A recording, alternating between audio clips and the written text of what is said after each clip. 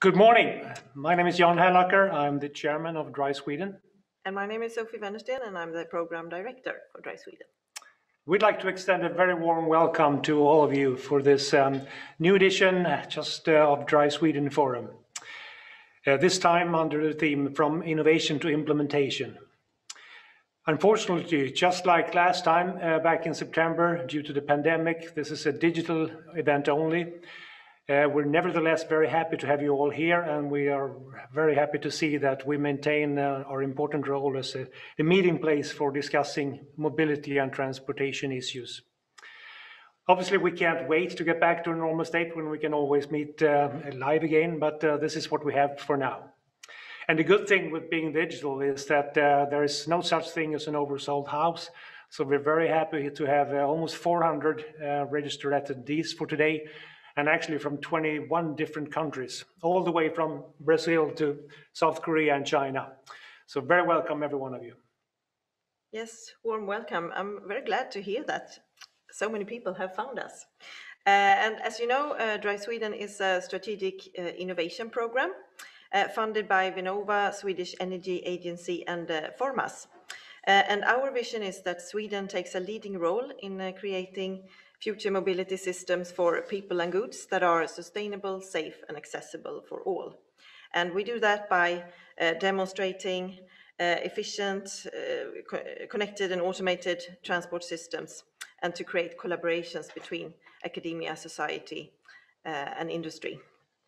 And we have a very exciting agenda ahead of us that I hope you've seen, but we will begin the program with some reflections on where we are today, because we started Drive Sweden in 2015. And Janne, you have been there from the start. What major changes do you see that have impacted the mobility area and in these past 5 years, and particularly how that has affected Drive Sweden? I think 5 years ago we were looking at quite a few strong mega trends. The hype was full on automation. Many of us believe that once we all upgraded our family car to a self-driving car, all traffic problems as we know them will be solved. That turned out not to be as easy as we thought, and we didn't really turn out to be the right solution.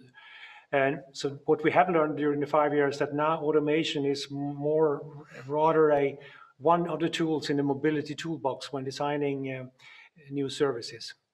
And also, instead of just buying a new car, hoping for new features to save our lives and the environment, now we see much more potential in combined subscription-based mobility service.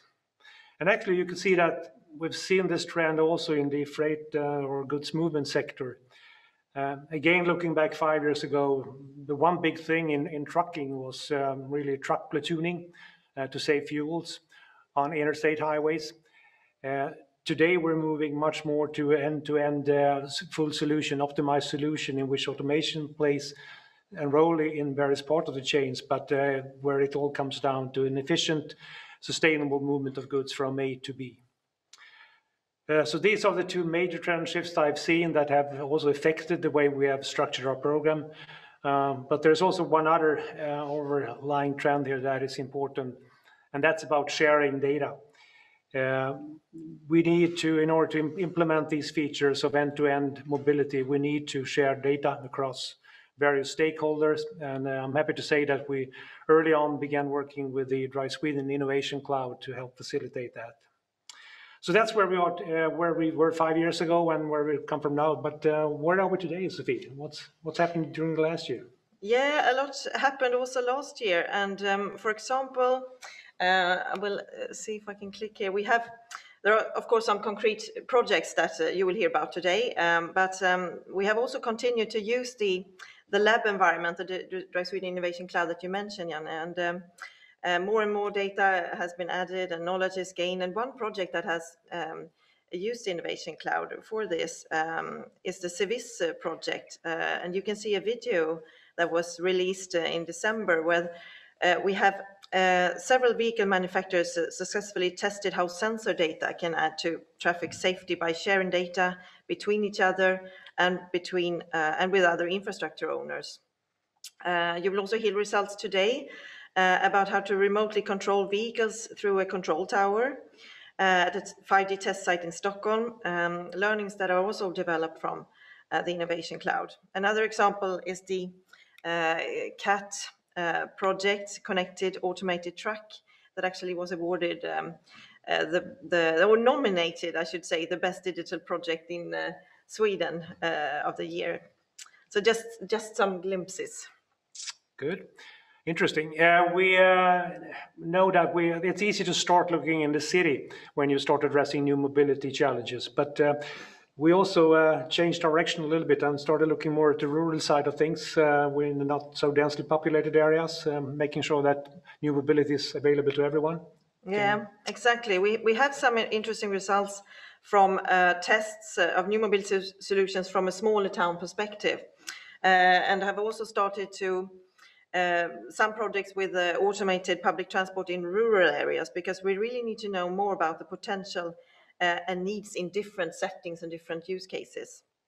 And still, there are, of course, many projects focusing on cities and their role in the development.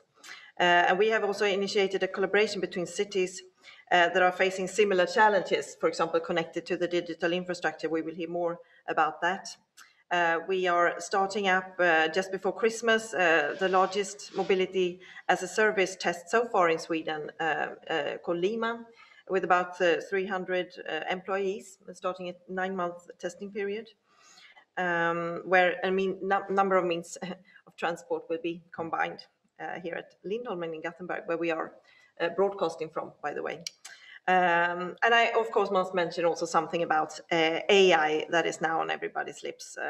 Our AI review pointed out the potential, a lot of potential for this business.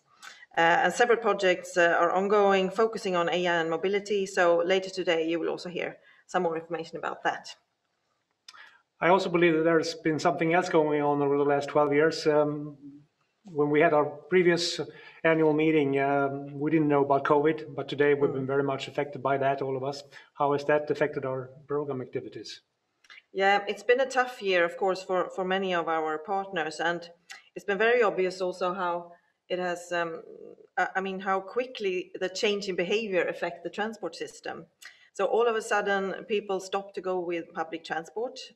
Groups that never ordered their goods on the internet suddenly did, which caused, of course, an increase in e-commerce during December or Christmas in Sweden by 54%, according to Klarna's figures. So the need to continue to work with engaging and understanding end users and their needs and behavior, of course, very clear during this period as well. And the need for innovation also at all times is clearly shown, and to increase knowledge around resilient solutions so that we can survive also in periods of crisis. Good. Well, this is obviously only scratching the surface of everything what's going on here.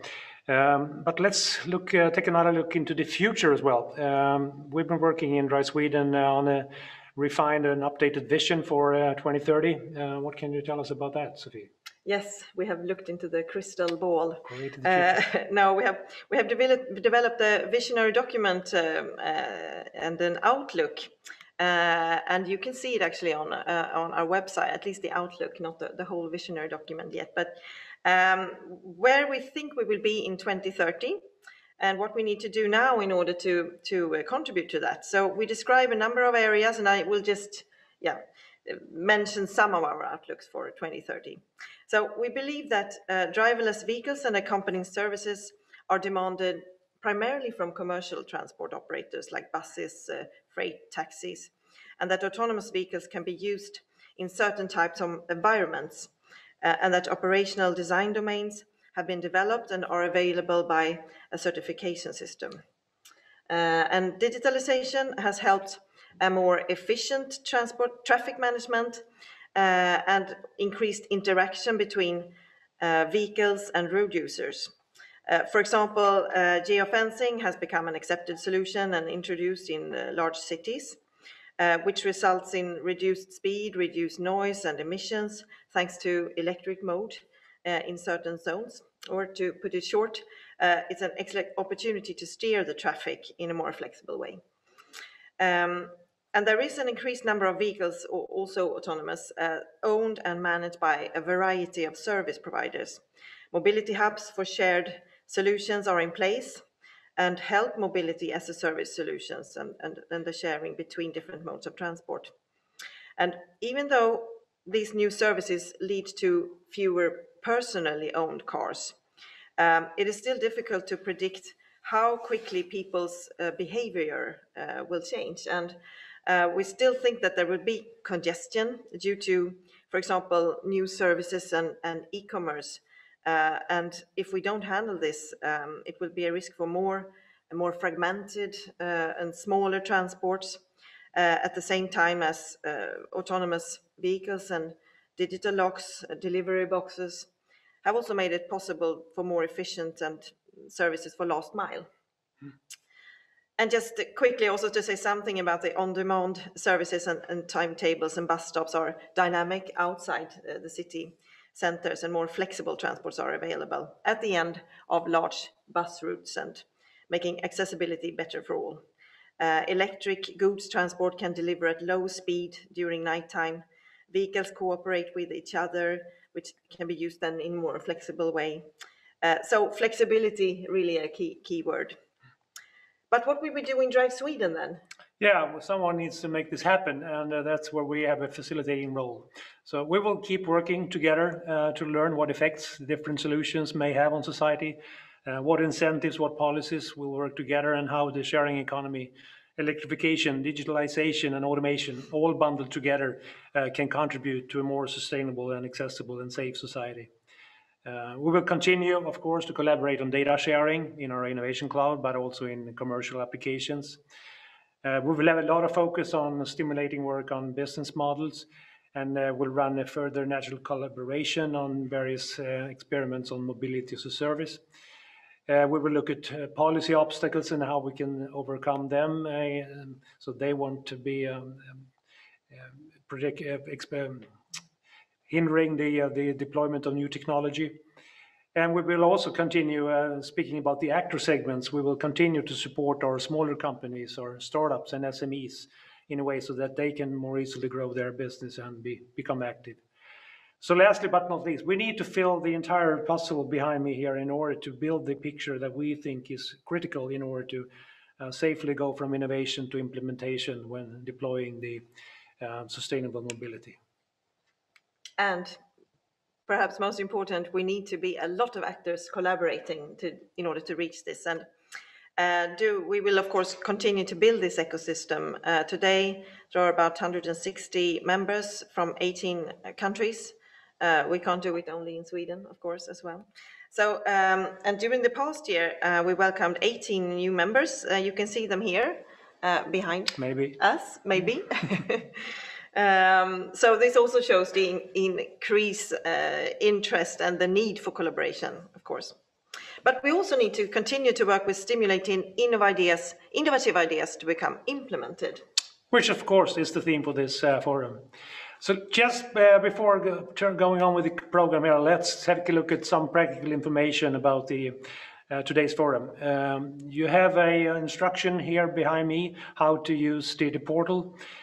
We have the reception area, and that's where you find the agenda for today. The stage is where we will see all the live presentations. The sessions tab, there you can create meetings on your own. And then, of course, we will have an exhibition with many of our partners that will show their technology during the breaks. To the right, we have chat windows. And there are two chats, one for the event and one for the stage. So be careful which one you use for that, depending on who you want to reach. I also want to mention that under the polls list there, we will have a number of questions posted that we strongly encourage you to start responding to, because we will use those answers during the course of the day. And you can, of course, also ask questions to our speakers that you do in the chat segment of this portal. So a lot of different clicks here needed to fully appreciate the day, but hopefully when we're finished that we all know how to manage this. And just perhaps also people would normally want to know when the breaks are. So I think we should just say that you see the full agenda, as Janne said, on the reception, but we will have a coffee break at approximately 10:20, or should we say sharp, and then lunch break 12:30 to 1:30, and we will end at 14:30 and then move over to an annual meeting which will be in Swedish, where the members can participate in the election of the board for 2021, sorry. So, and also again, don't miss our exhibition. Do we have a slide on that? Who's Yes. exhibiting? Yep, there we are. That will be exciting, but that will open up during the lunch break at the first time. So it's time to kick off the agenda for today. And we have our first speaker here, Darja Isaksson, Director General of Vinnova. We're very happy to have you here, Darja. We've tried to get you on this show several times before, but it's been a scheduled conflict, but better late than never. So please, Darja, take it away. I'm really happy to be here. Thank you so much for the invitation, or for not giving up on me. Okay, so I was asked to make a few introductory remarks for this day. And hello, everyone. We all currently live in what scientists call the decisive decade, the make it or break it decade, to open a window of opportunity for our children to live and prosper in a world that's better than ours. Solidly based on evidence, we know that the planet is now setting hard deadlines for us, regardless of our willingness to invest, our risk appetite, or our innovation capacity. And we know that we cannot address the big challenges of our time by working in silos, because the challenges of today are deeply systemic in nature. We're all actors in this system, perfectly designed to get the outcomes that we're currently getting. Serious vulnerabilities in everything from how we set up global value chains to how we manage resources, not least planetary resources. And that even a lockdown of large parts of society has resulted in just about 7% cut in CO2 emissions, which is the bare minimum that we need, not just 1 year, but every year. And of course, we cannot solve the climate crisis through lockdowns. We need to innovate. That means that countries, organizations, cities, and individuals that can need to move much faster, providing the leadership and the solutions for others to follow. Sweden is a country that can and will lead the way. We can, and therefore we have a responsibility to do so, but we also understand that solving these types of challenges, bringing solutions to the tables, also represent the biggest opportunity for value creation since the first industrial revolution. So therefore, innovation in the meaning of radically improved technology, products, processes, business models, and in fact entire ecosystems is what it takes. And that innovation that transforms entire systems is therefore no longer only a matter of competition, it's an existential necessity for our generation. So I believe that the audience I'm talking to right now, these are all well-known facts, that we all agree that mobility is one of the most exciting areas to make that level of innovation happen, that the acceleration has already begun of innovations that tips entire systems. We also acknowledge that within mobility, in fact, we also have parts of the solutions to our welfare challenges. Because as we become fossil-free, as we redesign our mobility systems, and with them also our behaviors, we contribute to increased equity. It will allow us to benefit breathing cleaner air, enjoying less noise, reaping the health benefits that everyday active mobility brings, which is also crucial for our society. Now, all in societies where lots of space that was previously dedicated to machines now becomes space for the living. I'm honored to take part in this conference because I know that everybody here in this digital room are part of making these opportunities reality. Drive Sweden, one of our 17 strategic innovation programs in Sweden, has been a forerunner in making much needed system perspectives on mobility clearer. Drive Sweden has managed to create a broad partnership and collaboration with society, industry, and academy, as well as working with both multinational and SMEs, especially innovative startups, strengthening international talent attraction, driving innovation that impacts consumer behavior and demand.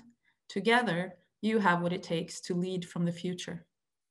It's this type of broad and close collaboration that makes it easier to understand needs and challenges and where knowledge is needed.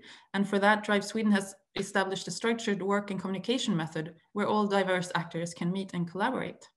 Within the portfolio of Drive Sweden, there are now great examples of collaborative experiments in real-life environments such as Lima and CAT that have received a large audience attention and help Drive Sweden understand various policy obstacles, technical requirements, and user needs. So Drive Sweden connects the dots. The initiative that Drive Sweden has taken together with AI Sweden is a great example where we can use deep knowledge of the needs in the mobility system and match it with more general competence on AI. Lots of challenges and also possibilities connected to AI and data sharing in general can then be addressed. And Drive Sweden also actively drive talent attraction and international collaboration, which many of you here today is a great example of through working together with frontrunners, for instance, in Singapore, Silicon Valley, and hotspots in Europe. So it's been great to see the workshops and the seminar held within the 5 theme areas in Drive Sweden, where challenges and new ideas have been collaboratively confronted and discussed, such as the one yesterday, covering the question of who owns the cityscape of the future. I hope many of you were there. So, as I mentioned, we know that mobility ties deep into matters related to our society, our cities, and also rural areas, and to topics related to governance, as well as health and city planning. It's therefore exciting to us at Vinnova that Drive Sweden has signed a mutual letter of understanding with Viable Cities to develop a new mobility concept for 2030, which will begin to materialize in 2021. With all this exciting work ahead, I look back to when the strategic innovation programs were first launched. Part of the motivation was the known fact that actors-driven agendas in collaboration between academia, industry, multinationals, and small companies would drive innovation, and that including more actors than before in research and innovation and creating strong international collaborations and connections is key to competitiveness, knowledge diffusion, and more. But now when you keep evolving, do keep a wide lens when developing the future mobility concept. Think of the importance and the leverage that comes with addressing value and investments in not only electrification and sharing, not only optimization and new business models, but also the wider scope of societal needs, technical development, as well as obstacles related to how mobility impacts health and cities, and do continue to create opportunities for collaboration also internationally and deepen the connections that are already made, as you do today. So I round this up with a heartfelt thank you for all the work that you're doing. I'm convinced that today will be a valuable and inspiring conference, creating opportunities for more co-creation of the future we all want and need. And I was honored for the invitation. Thank you. Thank you very much, Darja, for that introduction. You mentioned a lot of things, so I was I think that we are struggling with every day, really. And one such thing is really how to use the technology and the mobility solutions really to create a better society. And I think sometimes we don't really know the effects of the solutions that are being developed and what effects do they actually give on a system level and for the equity, health, environment, etc. So there's a lot more to be done there. And thank you for bringing that up. We have a question. The theme of today is to go from innovation to implementation. And you as an innovation agency, what do you think about that? How does your thoughts go? And how far does your responsibility go in taking it from innovation to implemented solutions? Well, our task as a government agency is to fund needs-driven research and innovation and develop a strong innovation system. Now, state aid rules guide what we can fund, but it's really important to us that we take seriously our mandate as the government expert agency on innovation to make sure that we source insight from actors such as yourselves to point to obstacles and opportunities in how to strengthen the capability of the system and help bring these innovations to scale. And that's why we're so excited when we see the kind of collaboration that can happen in structures such as Drive Sweden together with Viable Cities and AI Sweden, bringing these perspectives together. And it's important for us to create opportunities for you and strengthen that, because you can point to issues related not only to technology, but infrastructure, demand, and policy as well, as you just mentioned.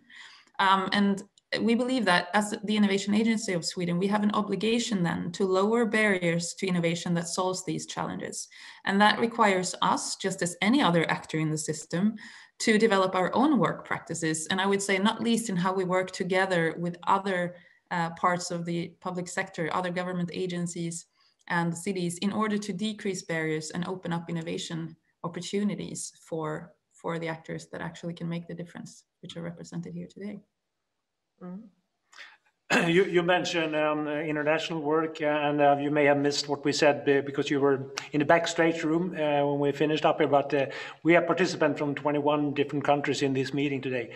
And to us, this is really important, but that raises the questions with me and we really appreciate the input we're getting from east to west and north to south here. But where are Vinnova looking for international inputs? What other regions of the world do you think are particularly important to move innovation? To be honest, I'm impressed by the representation here today, and I'm well aware that Drive Sweden is well connected to many of the places in the world that actually drive innovation in this area. So I think that you have a really good footprint to begin with. What's important to us is to open up opportunities for you where you see them. So we have a number of different instruments, but don't forget that, for instance, the next framework program in Horizon Europe also creates wider and better opportunities for international collaboration also outside Europe than before. So I really hope that will become a valuable tool for many. Yeah, and we do appreciate the support we're getting on that as well, of course. Yeah. Okay, so we don't have any, as far as we can see, we don't have any questions in the chat, but we will soon move over to a panel where we will discuss the need for innovating in crisis, and you mentioned it as well. So in what way do you think that the pandemic has affected the mobility system in a longer perspective? Is there anything you see that, because sometimes when you have changes in crisis, well, things go back to normal quite soon afterwards, but have you thought about that? Well, of course, I mean, I think it's on everybody's mind what the pandemic means in the medium to long term.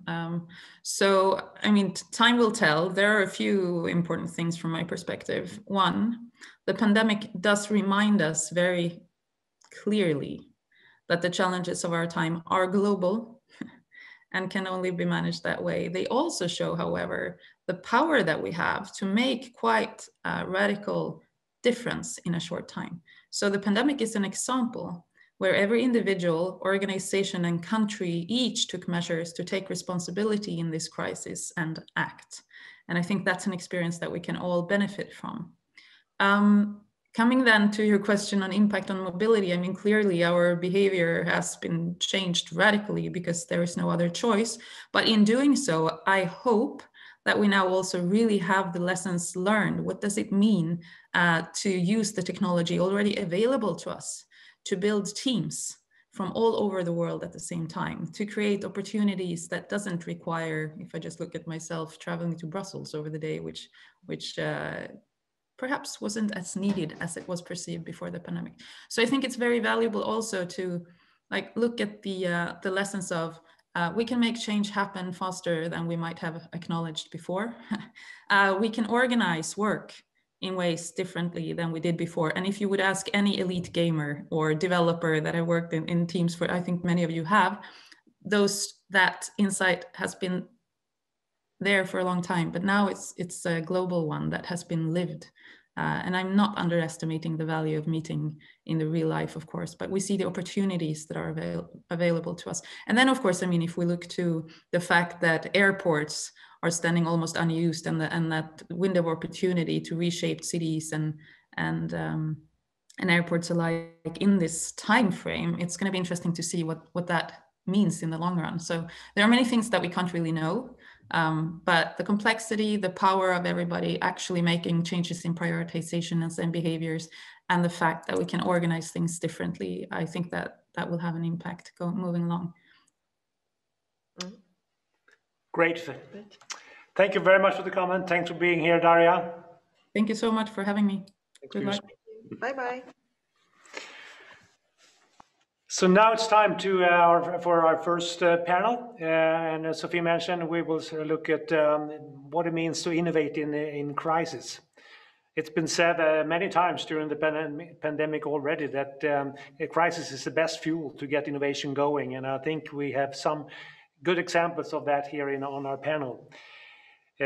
Because each of these partner companies has made some experience during the last year that they will share with us now.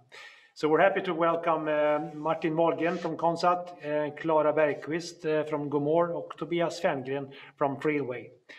So before we get started, maybe you can just present yourself and your company, your organizations briefly.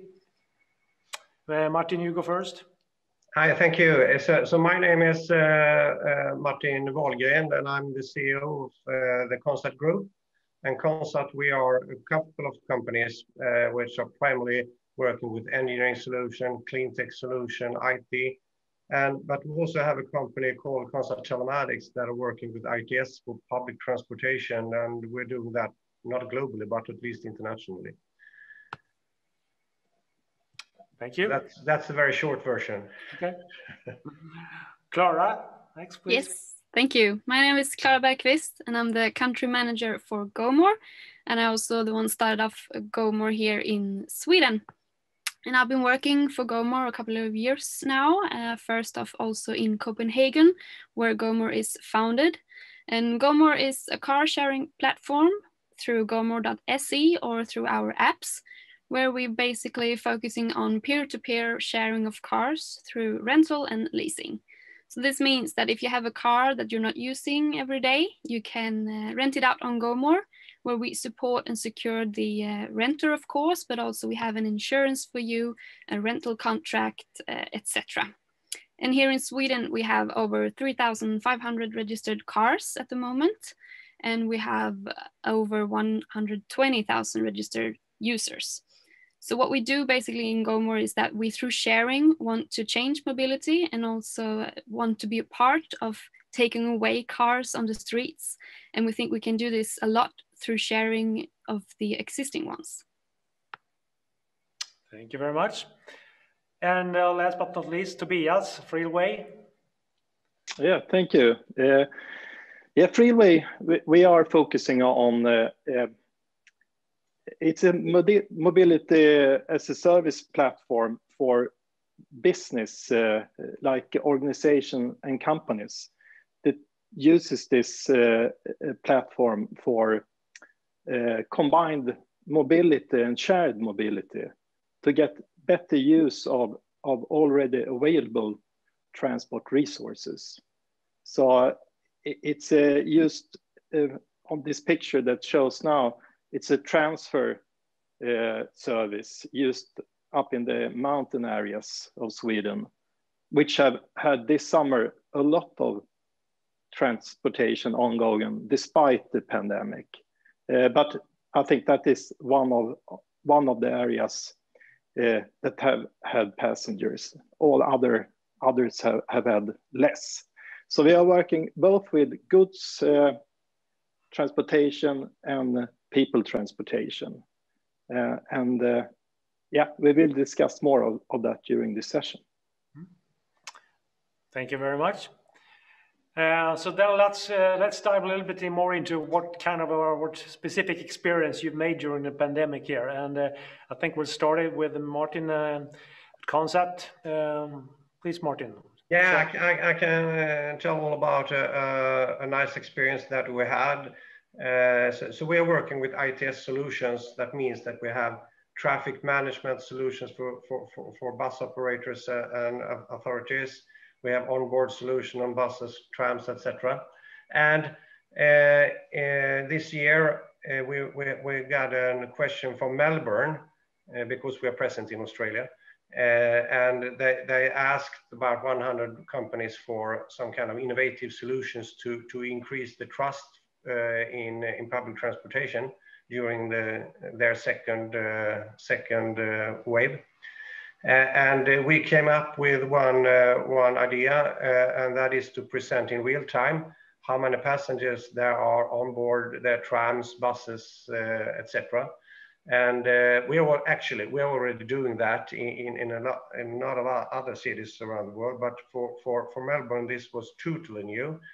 So we were selected as one of 6 companies to make a pilot, which is now increased as a trial. So we have like 50 trams and 40 buses, 60 buses. And the information that we collect from how many passengers there are on board, are we transferring to all kind of signs, apps on the buses, so you can see before you enter a bus how many persons there are on board. So if you don't want to be in a crowded bus, you can select another bus or tram. And we are also sending this information via Google GTFS or Siri, etc. So it can be spread for other purposes also. So it has been a great success for Melbourne, and also in Norway and in Canada. We're also doing that in those places, but in Melbourne they have been they really like it due to COVID. Interesting. So do you see this becoming a permanent feature in the future, or was this just a hack that you did quickly? No. It would definitely be permanent. So today it has been used more for the traffic management to see if the buses are too crowded, so they can put in extra buses. But now it's will be possible for the passengers to change their travel behavior more, and they can react not when the bus is totally full, but almost full. So it will definitely be there for sure, and we will rather increase the functionality with more functions in this topic. Definitely, yeah. Interesting, very interesting. Okay, let's continue with Tobias. How did you experience the pandemic, and how did you help solving someone's problem? Yeah, and I will start with just prior to the pandemic. Freelway was very much focused on transportation of people, to combine and share transportation of people, working together with public transport companies, taxi companies, also all kind of shared mobility. And early on in the pandemic, we foresee that there might be a tough time for that area. But at the same time, we were working with combining goods transportation, like internal postal service system for companies. And late March, early April, we decided that the platform we have could very much make good use of, for example, home deliveries to people in risk groups, if we put some extra time in developing the platform and made it available to non-profit organizations, but also for other companies wanted to use this kind of services. So we put a lot of effort, get some help from other IT development companies that wanted us to get this on the market as quickly as possible. So within a couple of weeks, we launched the first version of this service, provided to connect shops with, for example, a taxi company or private cars used for transportation home to people. And so we started up in early April with this service with a few municipalities, some private organizations and some non-profit organizations.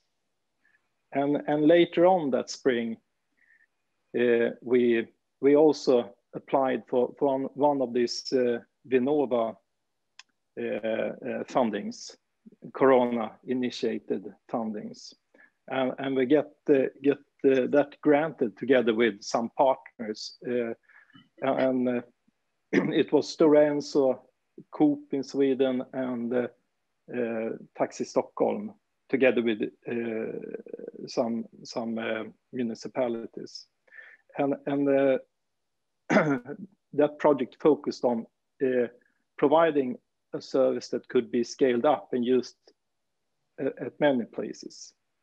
And we are still running that project, will end in June this year. And we now have a service addressing also the problem with the delivering of foods, like a cold chain problematic. You need to use specific cars or trucks for doing that. But we have, together with Stora Enso and Freelway, came up with a new system that you can actually deliver both freezed and chilled food using a taxi or a minibus without a chilling system within it. So yeah, maybe I should stop there. Yeah, very interesting. Thank you. And just to did you ever hesitate to do this? I mean, did you have to drop any other engagements that you had, or did you just saw this as saw the opportunity and you took it? We did drop several of the people transportation projects, or they are not dropped. They are still, but they are on hold for the moment. And that was together with the customers and partners, because since taxi and public transport dropped for periods, it was 75 to 95% drop in transports ongoing. So also, like a taxi company, we're keen on looking into, could they be a transportation company for groceries and other kind of transportations. So yeah, we didn't hesitate. We just jumped into it because we thought that this was the right thing to do, and everyone wanted to make a good, wanted to help using the technique and the platforms we already have to make use of for the society. Good. Good job. Good job. Yeah. Thanks. And thank you. Should we move over to Klara then? Yeah. Klara Bergkvist, you have an example of how the pandemic actually increased the demand for your solution. So Yes. we need to hear about that. Yeah, that's correct. We actually saw an extreme growth here in Sweden early during COVID-19, when lockdowns weren't really a fact, but people still needed some way to move around, and public transportation weren't that recommended anymore.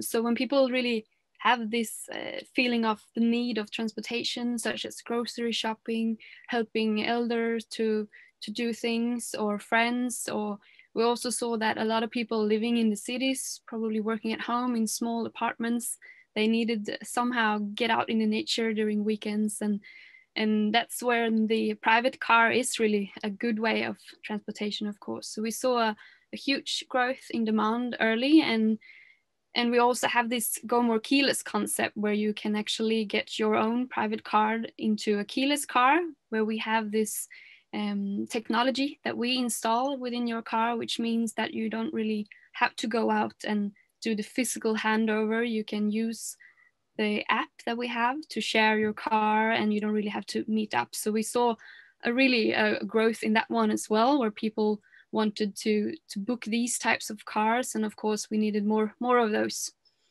But then on top of that, people were working from home, and a lot of cars were standing still more than ever, probably. So we also saw that a lot of these users or people, they came to us seeing this as a way of financing their car when they were not using it themselves. And we should also remember that sharing economy in general was born after the financial crisis, which means that people needed to find new things of doing what they were used to do. Traveling and sharing was becoming bigger and bigger in general. So it's been really fascinating how people in crisis really want to help. And of course, we've given great instructions of how to handle these handovers and clean cars. And yeah, our users been really good at really helping each other, standing up for each other, and doing what they can to make sure that everyone can try to continue their life in a smaller area, but still doing what they used to do. And what we've seen in GoMore, even though if we haven't traveled that far as individuals, we've also seen during 2019 that cars shared at GoMore been driving 15 times around the globe by different people, basically. So yeah, it's been really nice to see that our users help each other when times are a bit tougher for all of us. Great. We're starting to get some questions from the audience here, and we encourage you all to keep typing.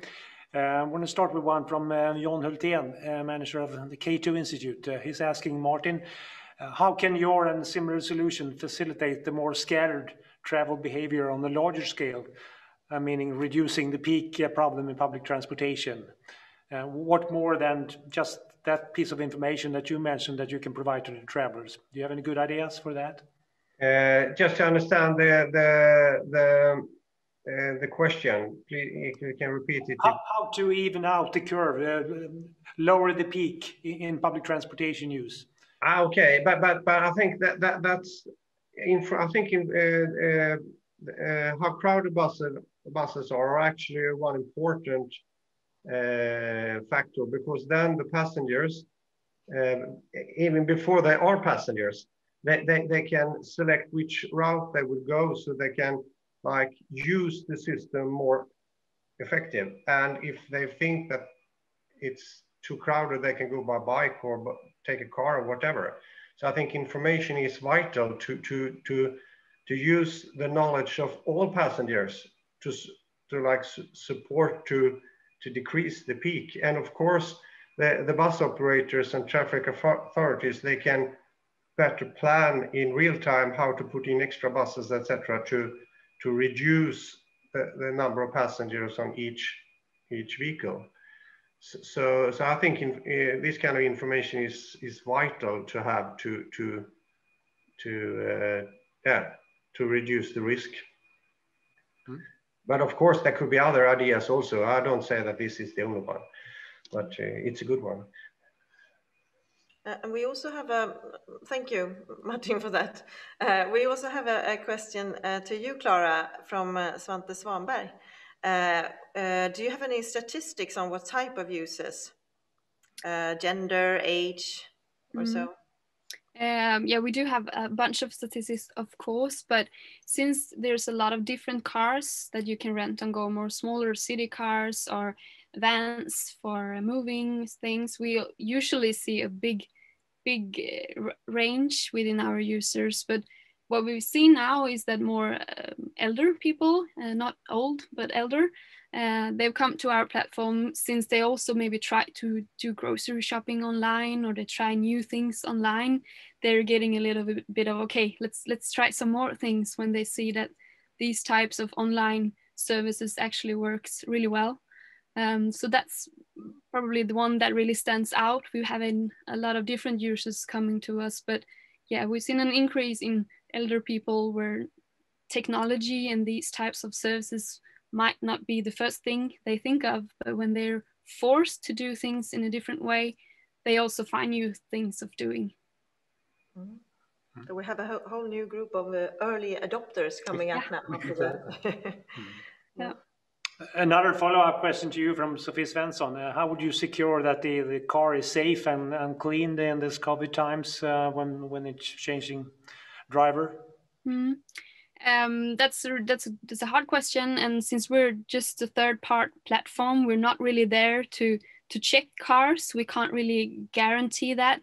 But again, we do send out huge advices to our owners, and we also see our owners' ads. They're really developing into pushing, I have cleaned everything, please clean before you enter the car as well. So we rely basically on our users for this one, but this is something, again, that we're really fascinated about, seeing how well our users take these advices, both from us, but also from the public authorities, of course. And I think everyone tries to do the best they can in these times. So by that, we haven't seen any bad coming out of it. But yeah, again, we're a platform and we're not there in the moment of sharing. But what we can do is to give advices and instructions, and we think and hope that our users are following these, because that's what we really see also within ratings. We have users giving each other ratings after a rental, and there's been this clean car and really tidy, and the owner felt, you can see that people are talking about these among the sharing moment to secure both parties, definitely. Mm-hmm. Yes. We have, I think we got time for one more question, and that's going to be to Martin again here. And this is going to be a delicate one because it's addressing your customers. Kent Erik is asking, do you see between the countries in where you are operational, is there any difference as regards to the PTAs or PTOs, the public transport authorities or operators, to the extent how cutting edge they are in the markets that you are operating? I can say that I would say Norway is most likely the leading company. They're spending a lot of money in public transportation. I want to be the forerunners in most areas, and so I think Norway is really on the edge, yeah. So of course there are differences between different countries, but for example, in this case, I think counting passengers and presenting that is like vital information for all operators and authorities. So I don't think that differ. Mm-hmm. Okay. Well, I think time's running fast when you're having a good time. So unfortunately, we have to leave you. But we thank you very much for participating and sharing your experiences. Hang in there and yeah, see the rest of the conference. Keep saving the society. Thank you. Thank you. Thank you very much. Bye-bye. And we are moving over. Before you do that, yes. I just want to remind everyone to please use the chat window and the polls, because we have some interesting questions that we will go back to during the day here. So please, there's probably some 10 questions there that you may want to browse and answer when you have the time. So do that, please. I think we should take one from the poll after this panel. After this one, we'll yes, absolutely. I think we should. Well, we will now continue on the theme of innovation, but this time we combine it with welcoming 3 of last year's new partners. And SMEs actually represent half of our partners, and we have all realized how important this sector is for innovation. And Martin Jönsson from our partner Business Sweden, he will lead this discussion on SME-driven innovation. So, Martin, we don't see. Okay, no, we can't see Martin. Technical glitch. Okay. Okay. Then we will begin from here, from the studio, and if Martin arrives later, we will let him in. Exactly. So, should we start with that you introduced yourselves? That's always a good start. That's a good start. Yes. So, okay, should we start with Simonas? Yes, of course. It's great to be. It's It's great to be there, and I'm a business development manager at Fairtiq, and will be representing today this company. And yeah, let me just introduce the Fairtiq. And Fairtiq is a mobile app for using public transport without having to worry where and what tickets to buy. As you can see in the slide, there's only one single step to start using public transport with Fairtiq. You just need to open the app and swipe green start button to start using public transport with Fairtiq. And it doesn't matter if a passenger changing between different public transport modes like metro or tram, or traveling between different fare zones. What he has to do, he just needs to swipe red stop button at the end of his trip, and that's it. The system automatically does the rest. It's called postpaid and automatic ticketing approach, because for the passengers, it doesn't need to buy tickets before starting their journeys. The system automatically apply the right tickets based on their daily, weekly, or even monthly trips history. Fairtiq has an advantage for both passengers and for public transport operators. For passengers, it's the easiest way of using public transport. And for public transport operators, it's completely hardware-free solution for introducing a new ticketing revenue stream, what doesn't require huge investments, and it's easy to implement. And we in Switzerland, we already combined more than 250 different public transport operators and became a nationwide smart ticketing solution for using public transport. And we are also operating in several regions in Austria and Germany. So that's why we want to share our expertise with Dry Sweden partners and their ecosystem, just to demonstrate how the best user experience, attractive payment methods, and user-centric fare models directly leads to increased public transport ridership. And as you know, public transport will always be a backbone of transportation. So if we can make that more accessible and more attractive, that's, I believe, the most effective way towards sustainable mobility.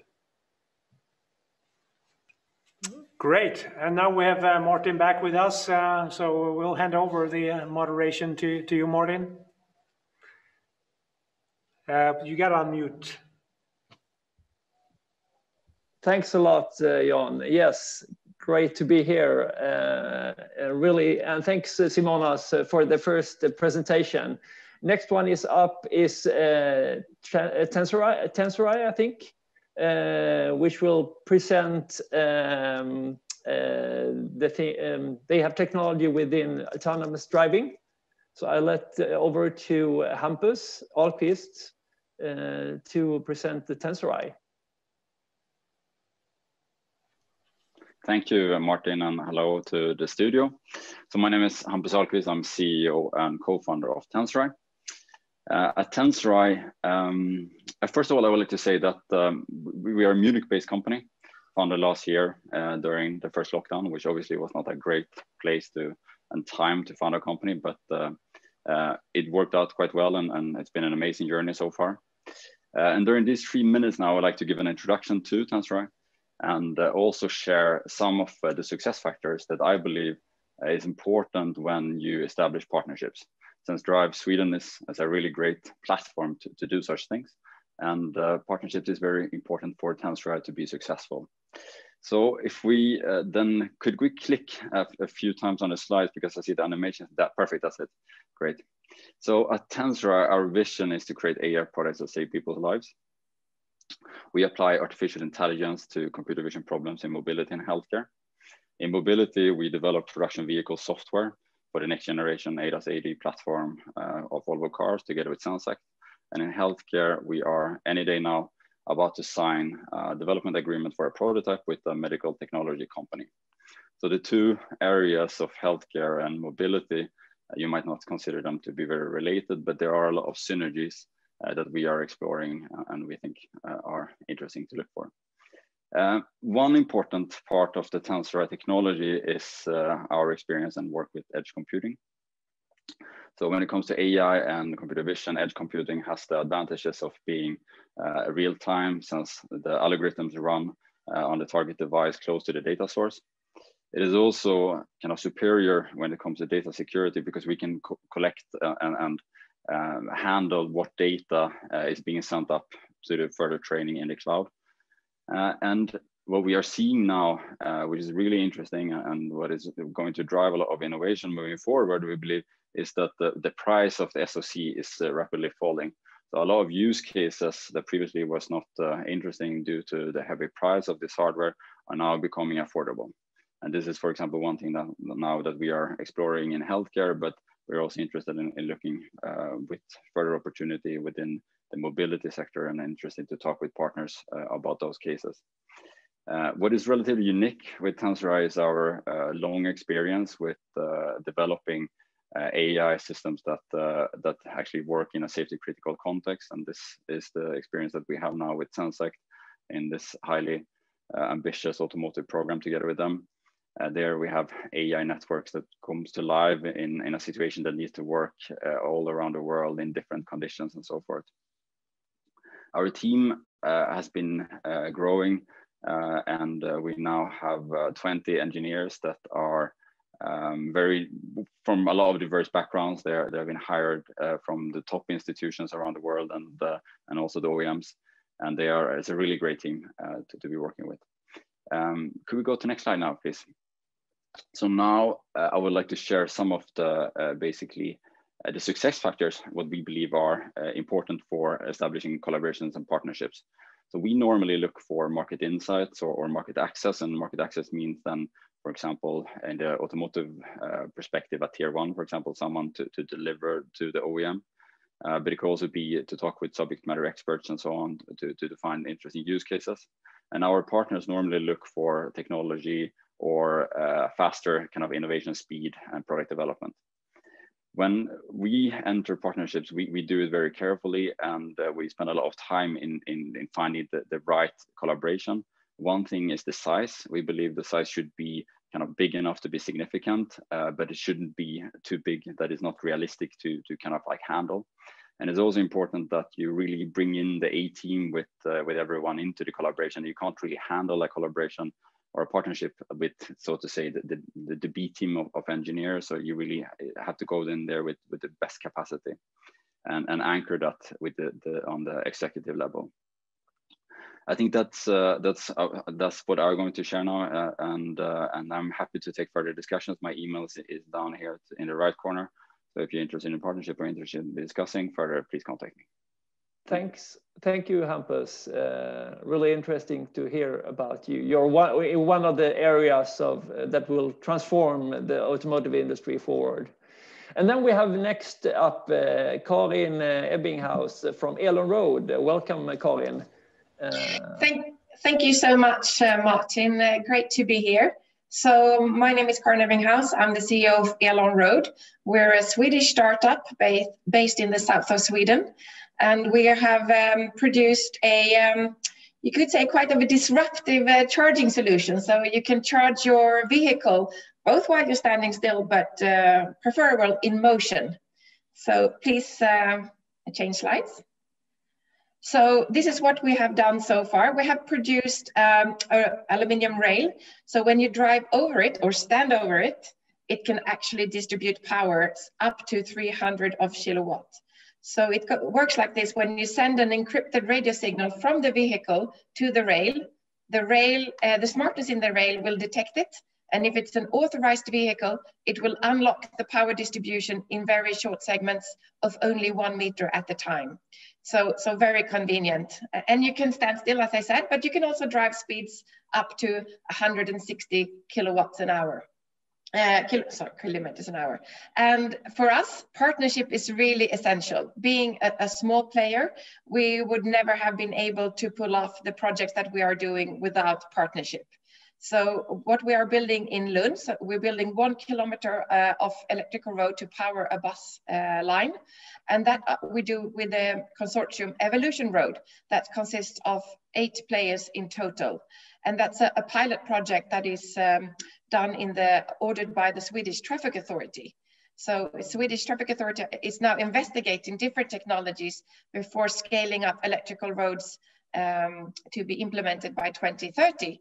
And why are they so interested in electrical roads? It is really to support this, I would say, avalanche of electrical vehicles that we see now, and to be able to support as well small vehicle as long-haul trucks going large distances and keeping the same flexibility, uptime, but still making it economically viable and having sufficient battery capacity. For us, we want to change range anxiety into range happiness, because actually when you leave our rail or road, you will have more battery capacity than when you entered into it.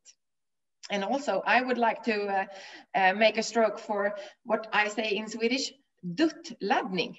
Because if you spread out the charging over the day, I think, or we know that you will increase the lifespan of the battery. And you could quite easily have access to this kind of automatic charging, which is convenient, because you see other problems occurring now when you're having this transformation from the fossil fuel vehicles into electrical vehicles. And for us at Elonroad, we're really driven of innovation, but also sustainability. If we can be part of making this journey quicker, it would be absolutely fantastic. And Hampus, to you, perhaps looking for collaboration, because in this rail, we have a lot of sensors. I mean, there's basically a laptop every second meter. So we have temperature sensors, moist, even radar chip to see around the corner. So looking for different kind of partnership, because I say we are in the interface between the automotive industry and the energy companies. So to have this change going, we really need to work together, and collaboration is key. And therefore it would be really great to be part of Drive Sweden. Thank you so much, Karin. Well, you're spot on it. It's all about collaboration, and you're all in different spaces in terms of the future, or the enabler of the future mobility. So, and you have all joined Drive Sweden. So what do you expect with the partnership, Simonas? What do you expect from the partnership? Yes, first of all, thank you for great presentations to the Hampus and Karin. And we expect very similar as we are looking for these partnerships, because as a Fairtiq, we never launched as a third party. We always collaborate with public transport operators or public transport authorities. So collaboration, we believe, is one of the most important things if we want to bring these innovations into the new regions, and it makes the whole process so much easier and faster to implement. Okay, and collaboration between transport providers then, like Västtrafik or SL or similar? Exactly, as okay. Like in Sweden, public transport operator are Samtrafiken or public transport authority like Trafikverket. Yeah. I'm looking forward to connecting with them to see what are the current challenges and how we can work together by providing this more accessible and easier to use service of using public transport for daily commuters. Hampus, how about you? What are your expectations from being partner of Drive Sweden?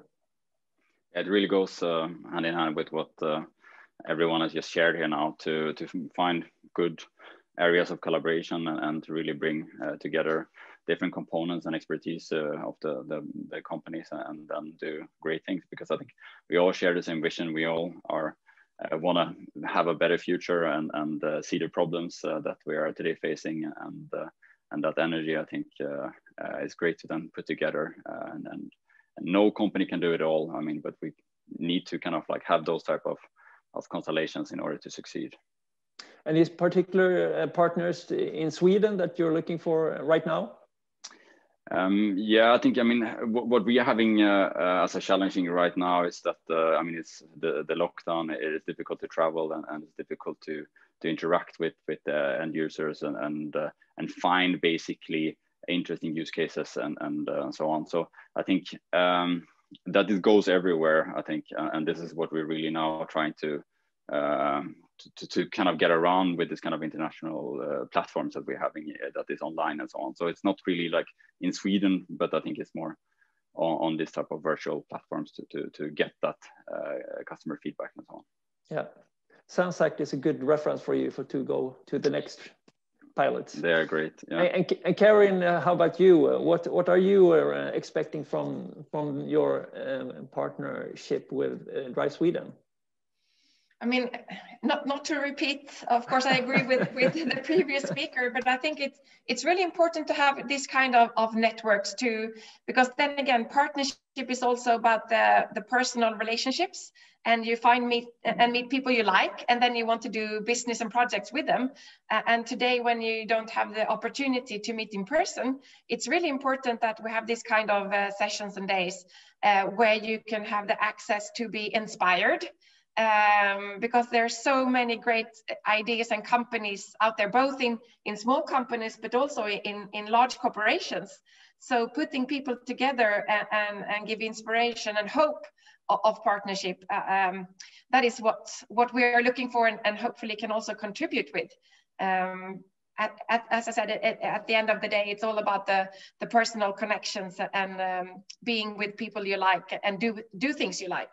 So exposing yourself to more of that just increases your chance to find a good partnership.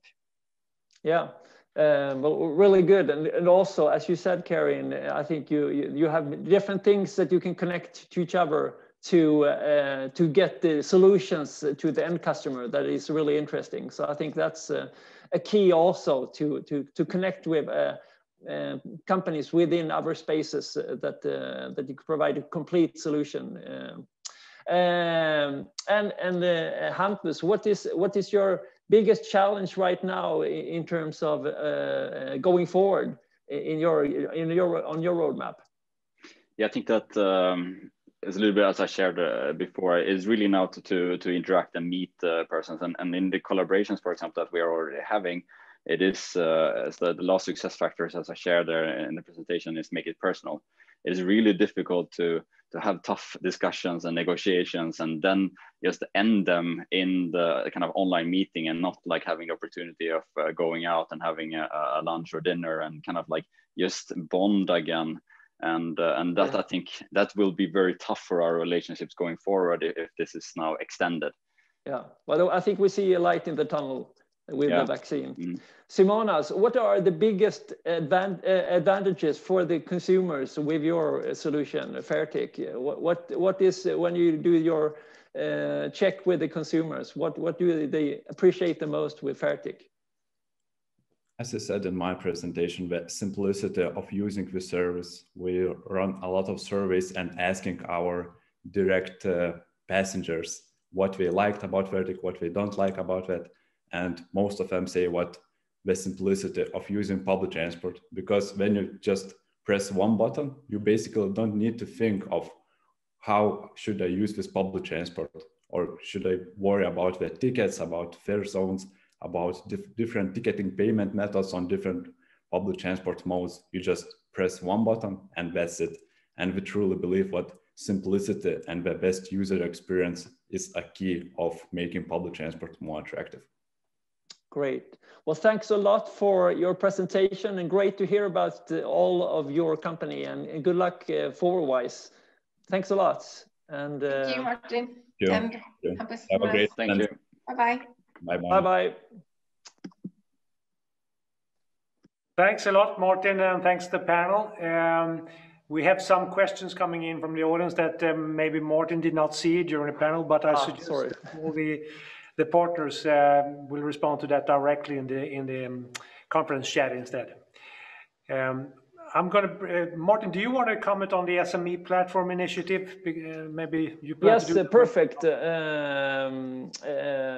As these are companies that some of them participate in the SME platform. Drive Sweden is running an SME platform that gathers all the SMEs within the partner, within the structure of Drive Sweden. And there we bring out all the opportunities and enables collaboration and initiatives all from Sweden, but also all around the world. So I think if you are an SME and is partner with Drive Sweden or would like to be a partner of Sweden, this is a great opportunity to join and to take advantage of all these possibilities within the SME platform. Exactly. We even had 9 of our SME partners joining a digital exhibition at the Consumer Electronics Show in Las Vegas 2 weeks ago. So that was one of those opportunities that we hope to bring up coming forward as well. Okay, thank you very much, Martin. Thank you much. Thank you. Bye. Bye-bye. And we're soon entering the coffee break, but I thought since we now have a poll, I hope that you have seen it. There are some more questions now. I'm looking here, and there is one question. Since we now had just an SME panel, we have a question here. Which is the most important stakeholder group for taking the next big steps in developing smart and sustainable mobility?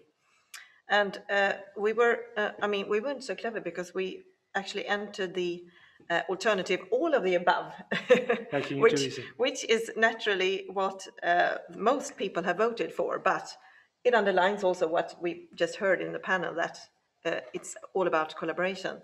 Otherwise, the national government seem to have a big and important role, and we're glad that we have a representative coming up here after the coffee break, the state secretary for the Ministry of Infrastructure. So stay tuned, and I think by that we'll have a short break, and we'll meet again at 10:35 to dig into some of our project results.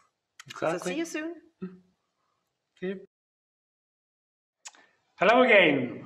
Thanks for coming back. We are about to jump into the next session of the agenda, and we will look at some of our innovation projects in more detail, and starting with the ones in the area of related to the digital infrastructure.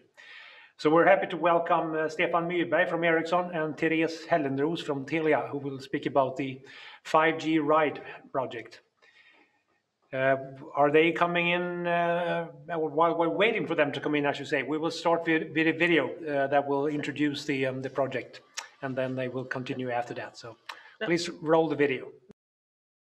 In the future of smart transportation, connectivity, and in particular 5G, will play a fundamental role for automated mobility in terms of driverless, remotely controlled and automated vehicles, but also in terms of smart, efficient and sustainable transport solutions.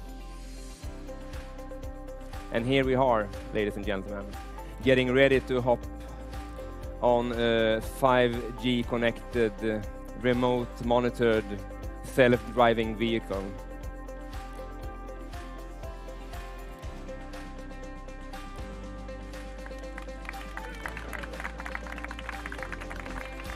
Telia's role in this project is to provide the connectivity that allows these the transportation, the bus, the car, whatever it becomes in the end, to have all the connectivity to the remote control centre, which is the brain power that will operate these vehicles in the future.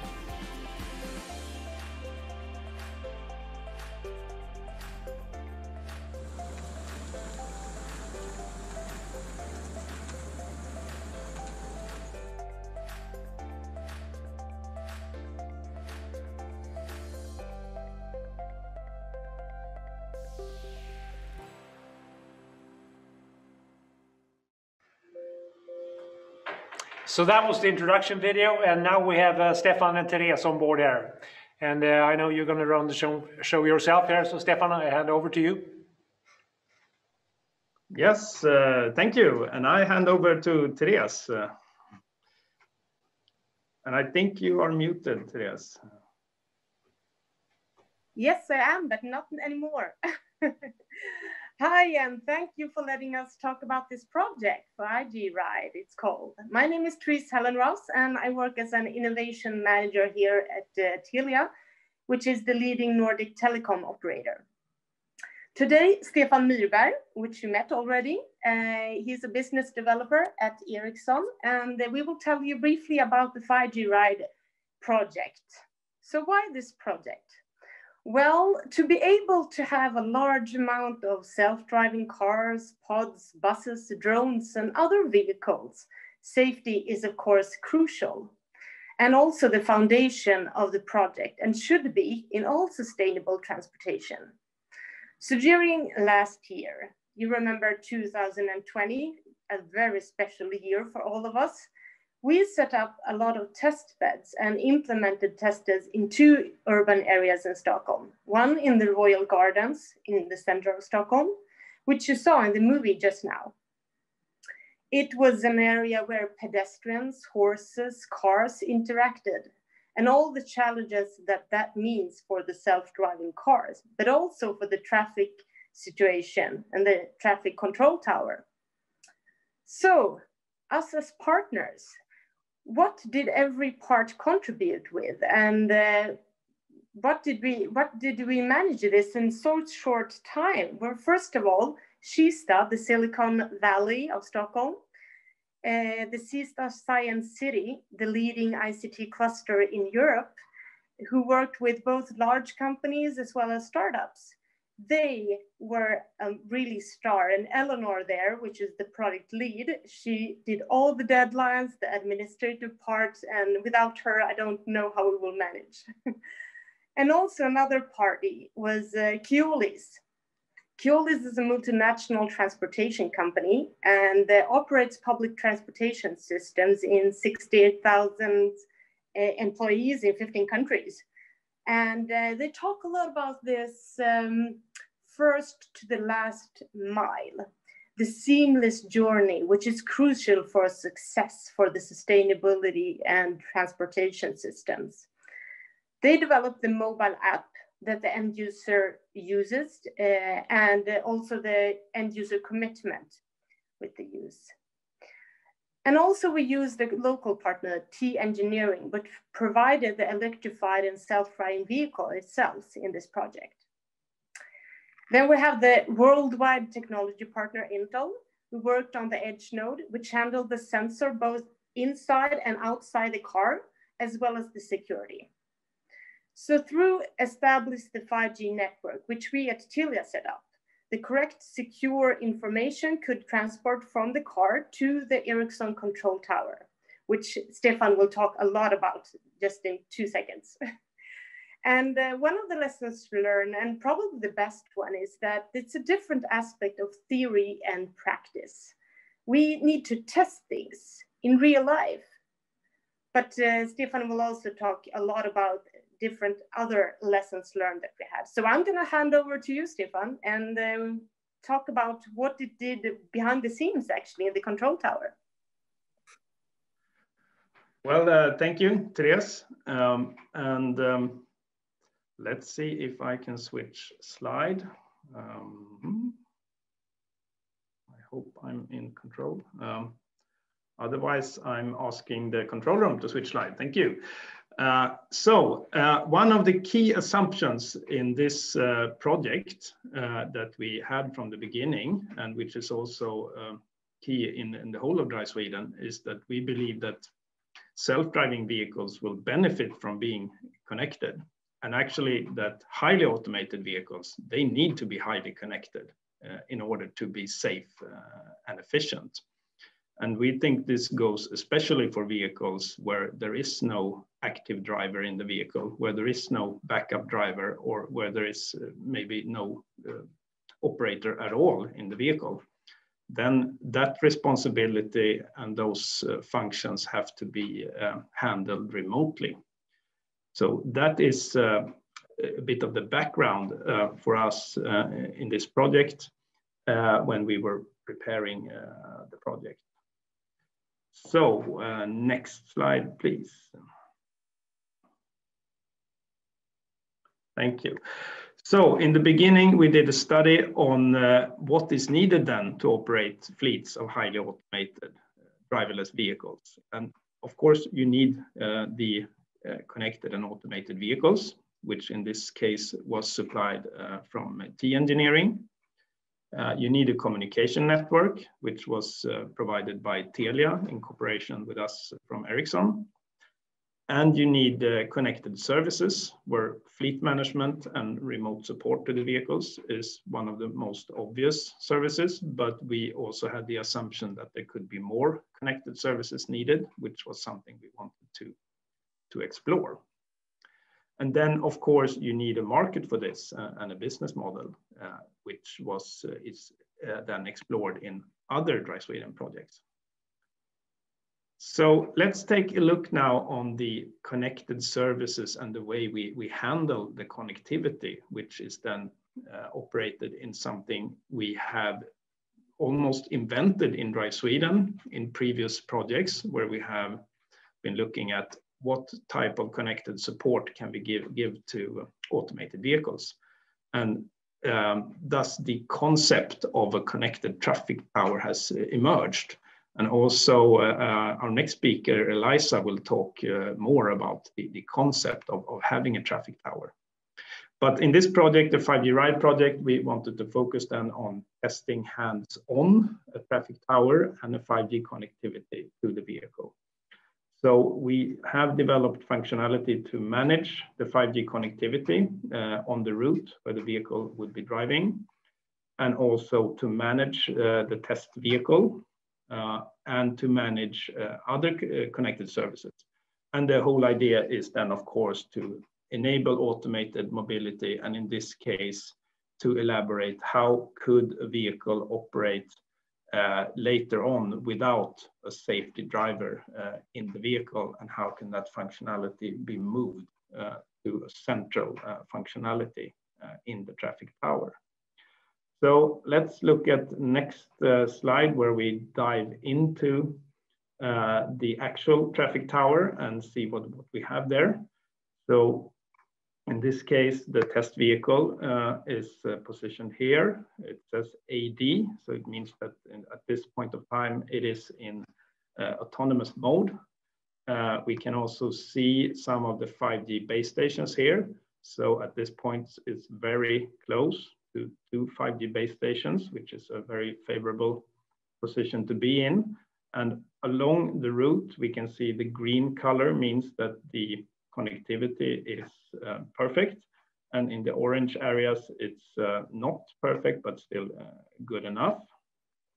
And up here, we can see some characteristics for the connectivity, where in this case, we are connecting 6 vehicles. We can see the uplink and downlink bandwidth. We can also see the latency. So at this point, the connectivity is more than needed, I would say, for this use case. And then we can also see about the fleet, how many vehicles are in autonomous mode, how many vehicles are in manual driving or in remote driving mode. And also how many vehicles have 5G and how many vehicles have 4G. Then we have been working also on remote assistance. So in this to the right, we can see pop-ups coming up when the vehicles are entering geofences, when there is some kind of fault or something happening along the route, then this comes up in assistance. And in this case, then we can also have video transmission from the vehicle to the traffic tower, and the traffic tower then can respond to the vehicle. So in this case, there is a question about what's happening here. We have a pedestrian, it's on the sidewalk, so the traffic tower can choose between just approving the vehicle to continue or whether to take any other action. So that's in brief how it looks in the current traffic tower. We are now looking at evaluating results from this project and other trials, then to develop new functionality in the upcoming trials. So next slide, please. So then to sum up, we think that when we're looking at the 5G connectivity from Telia that we tested and the control tower, we think that the results were very positive. We got everything to work the way we wanted, and we also now have a long list of improvements that we are eager to make now in the coming projects. So we believe then that 5G together with extended control tower functionality will be needed then to enable higher levels of automations where you have no driver in the vehicle. We believe that this way we can also handle larger fleets and also other types of automated vehicles.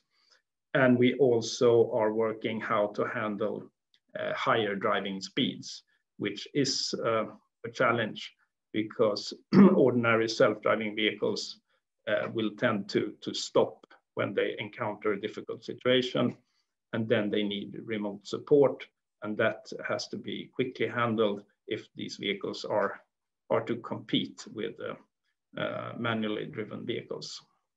And some examples then of more technical wanted functionality that we will look upon in the coming trials is to have predictive connectivity along the route, so we can predict how good is the connectivity going to be depending on which route you take with different vehicles. We are also going to explore precise location support, something that is very much needed for vehicles to be driving in fully automated mode. And we are going to do more trials with remote operation of vehicles, which is something that puts a lot of demand on the 5G network. And we are also going to try changes of driving mode between manual driving, autonomous driving, and remote driving to see whether we can speed up that change. So next slide, please. So we are now going to continue doing more trials in Kista, in Stockholm, and in other parts of dry Sweden, in Gothenburg and elsewhere, where we will have 5G provided by Ericsson and Telia, and we will also provide then the Drive Sweden Innovation Cloud as a platform, and specifically the connected traffic tower. So with that, I want to invite Drive Sweden members to take part in the coming trials and join us to develop the traffic tower to the next level. So thank you. Thank you, and please contact us. Thank you very much, both Terese and Stefan, for this very informative presentation. And I should just say that, Stefan, you are also the leader together with Hamid Sarganpour for our thematic area meeting digital infrastructure. So all of you can find Stefan's contact details on our website. We just had a very quick question. Perhaps you can take that, Stefan, then, since we lost Terese. But how do you see that we are placed internationally when it comes to developing control tower technology like you just described? Yeah, I think we are in a good position in very many areas. For instance, then in the 5G area or cellular connectivity, obviously, thanks to companies like Telia and Ericsson and others, and also the Swedish vehicle industry. It's really pushing this, but not only the well-known companies, but we also now have a lot of exciting startups in this area in Sweden, and some of them are now growing from startup to the next level. And they are really asking for how to connect the vehicle and how to get the functionality like traffic power. So I think we are in a very good position. An area for improvement might be to get more vehicles on the street for more testing and to get more feedback from all parts of society on this. Great. Thank you very much. And we are going to continue on the theme of control towers, but taking a little bit more research-oriented look. And we will have Elisa joining us from KTH. and we will soon hand over to her, but before that we will run another short video outlining what you have done and what you will tell us more about.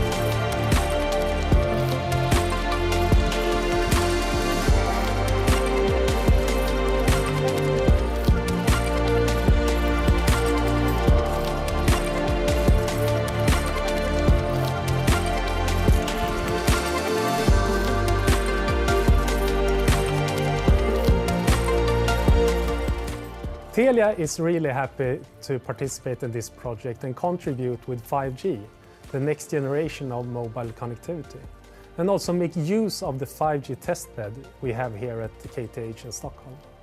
And this type of application is in need of robust and secure connectivity with low latency and high bandwidth, and this is when 5G comes to play. Also, having Sweden as a playground for this type of innovation is the perfect place. Sweden has one of the most developed digital infrastructures in the world, and having this type of capabilities can push new service development that really can transform our society in the future. Control towers are often seen in the context of controlling their own vehicles. In this project, we show that different towers need to collaborate in order to get a safe and efficient transport system. For us at the Swedish Transport Administration, the needed interaction between the Traffic Management Center and control towers managing different public and private fleets is of course very relevant to analyze and understand.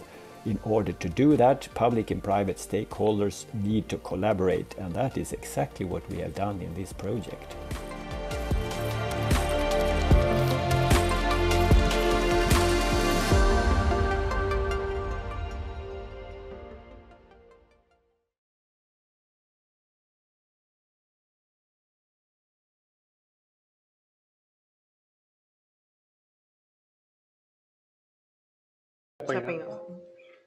Yeah, Elisa, please go ahead. Yes, thank you very much. Yeah, do you have the slides?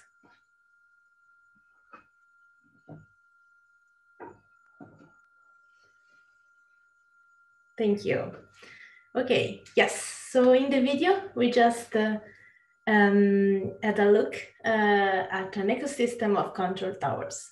And so my name is Elisa and I'm a research engineer at ITRL KTH. And today I will be presenting the project Automated Vehicle Traffic Control Towers. So automatic vehicles need some sort of human intervention to support their operation and to accomplish safely and efficiently their mission. And here is where control tower comes into play. In this project, can you please go? Yes. In this project, we define control tower as an entity in the network that monitors the real-time status and design and affect the operation of road vehicles. So, can you please go to the next slide? I don't think I have control. Yes. Okay. Yeah, so in this project, we designed a network of control towers and an ecosystem and its actual architecture. That's the one you had the opportunity to see in the video. So if we start from the fleet owner control tower, that's the closest to the vehicle. Next, thank you. That is the one that's actually in control of the vehicle and can take over and teleoperate the vehicle when needed. Next. Yes, then we can have a public tower, like road traffic control tower, that can share information about the traffic and infrastructure. Next slide, please. Next. Can you go one more? Yes. So if for confined areas, there will be a specific control tower that will support and define rules and protocols for the vehicles in that defined area. Moreover, there will be external services like weather and logistics service that can actually come into play in these scenarios.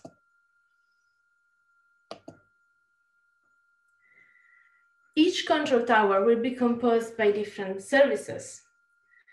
These services can just share information or can actually get control of the vehicle. For example, if we think about the traffic road control tower, there will be one road traffic information service that will actually provide this kind of information. But for the fleet owner control tower, it can actually directly affect the operation of the vehicles. For confined area, there we can have management of the vehicles and defining protocols and rules. And finally, in the project realize also different services.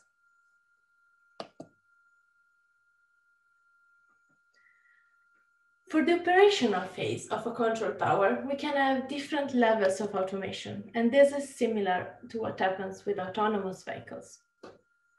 In particular, in some situations, there will be needed of manual intervention from the operator, so taking over the vehicles. And this is something we have seen in the video in the parking scene.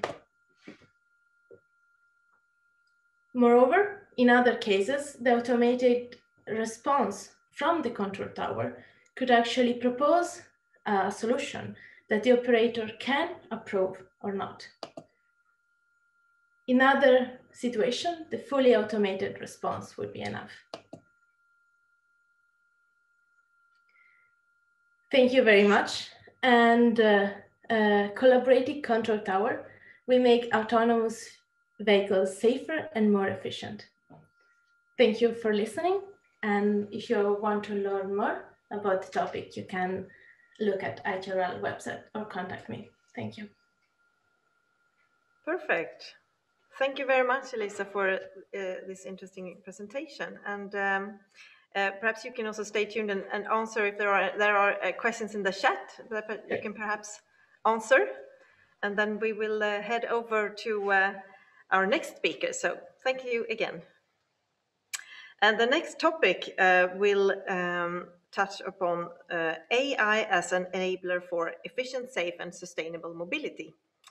And we have last year, Drive Sweden finalized an AI review where among many of our partners investigated how AI can be an enabler for sustainable mobility. And our colleague Sofie Löfstrand, who you see here now, and Amritpal Singh from Viskando will present the results and how the work has been taken forward.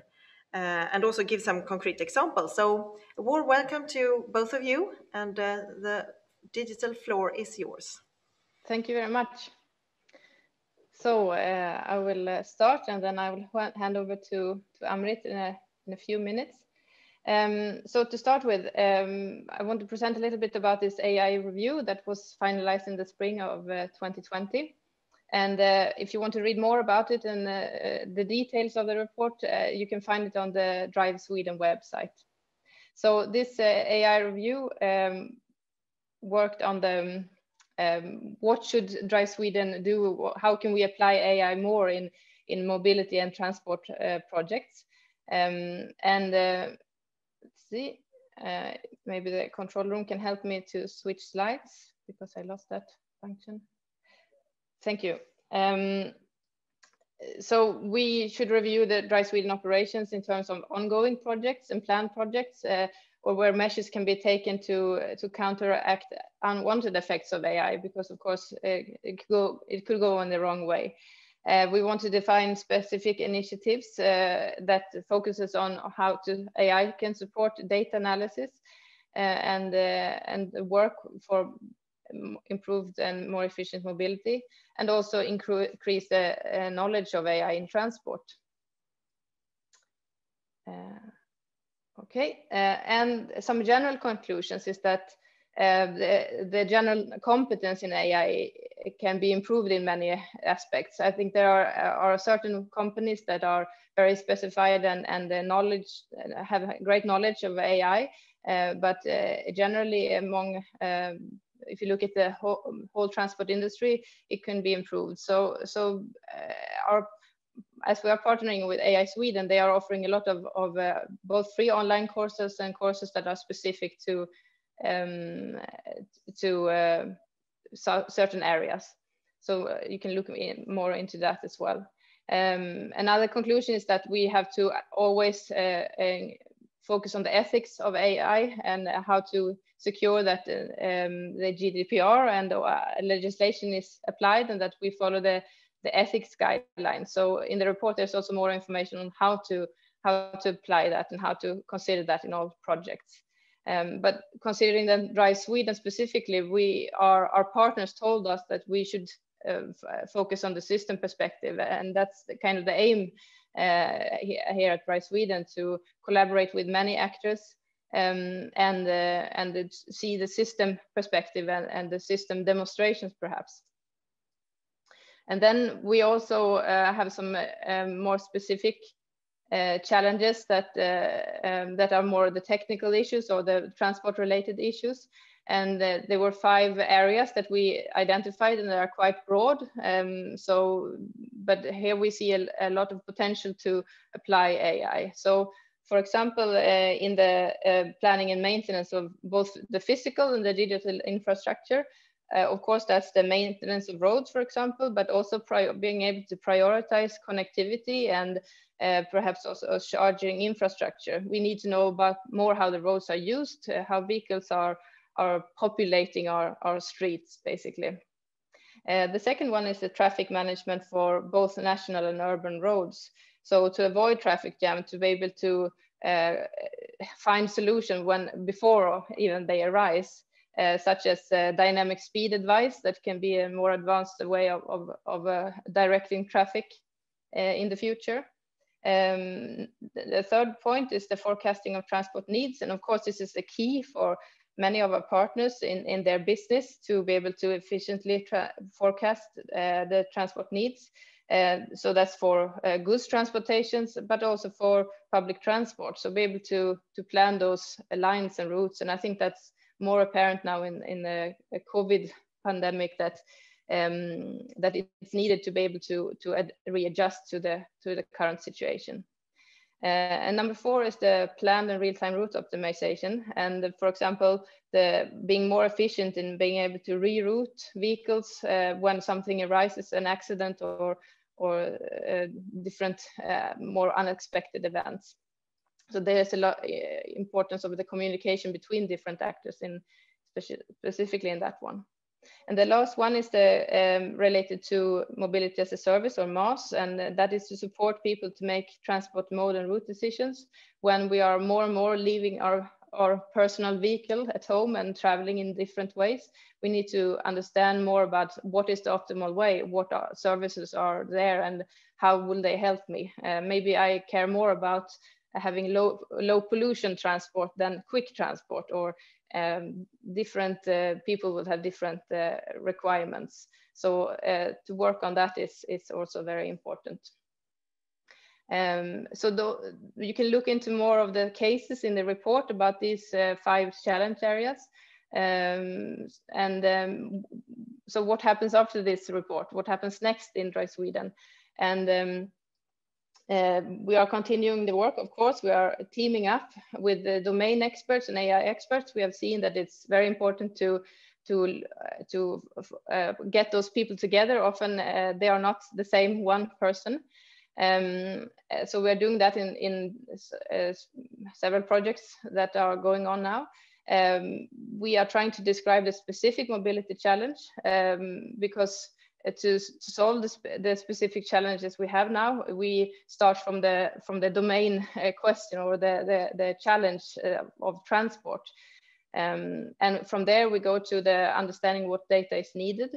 Of course, this is a big step to be able to understand that and to collect the appropriate data. Is it data that's already existing and that is collected or continuously being collected, or do we need to do this collect data in new ways? And then the 5th point is just simple: develop an AI model and test it. So these 5 simple steps, and then we are on the road to success, I think. But to get a bit more into detail, I will hand over to Amrit, and he will talk about some different projects that they are doing.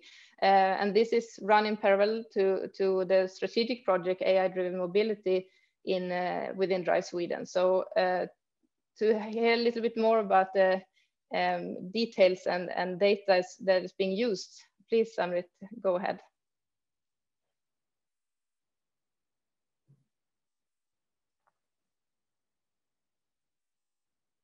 Amrit Palsing. I am the CEO and co-founder of Iskandro. So I will be talking about how we can take these challenges. Actually, now it is switching on its own, Josephine.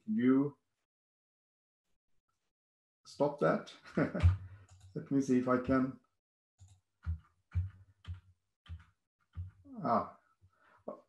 So I was going to take this in the perspective that how you can use AI for looking at safety and mobility and sustainable transports.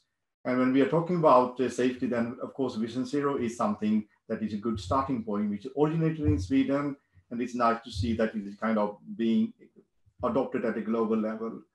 So when you come to Vision Zero and you look at how you, when you work very in a structured way with the accident, the causes of the accidents, it has actually been shown that the level of accidents on at least a highway, on high-speed roads have gone down in a very good way. But when you look at the same kind of statistics for bicyclists and pedestrians, we unfortunately don't see the same kind of development at all.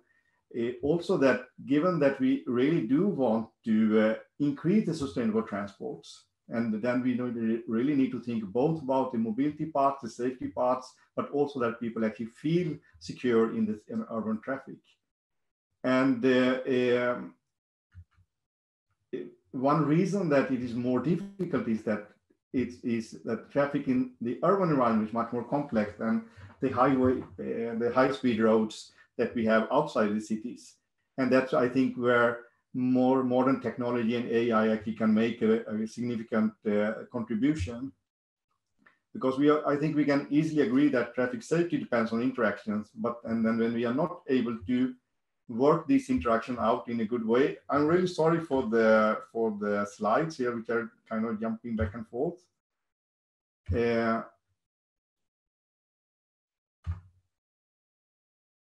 Yeah, so interactions are really important, and when these things don't work out in a proper way, then we do get accidents, we get conflicts, and so on.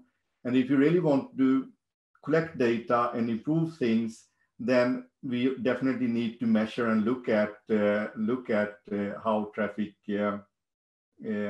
interactions actually are occurring. So now I was supposed to show you the video that how we collect the data here.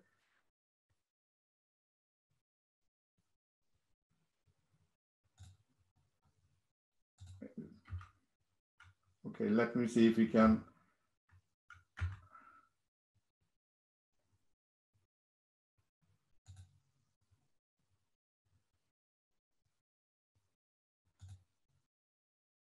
Yeah.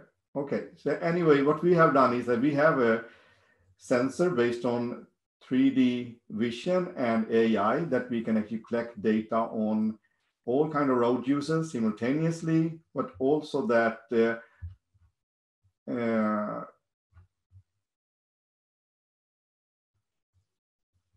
how everyone is moving around, so that we have a very detailed knowledge about what is going on in the traffic environment. And from that, we can actually extract a lot of useful information. Yeah,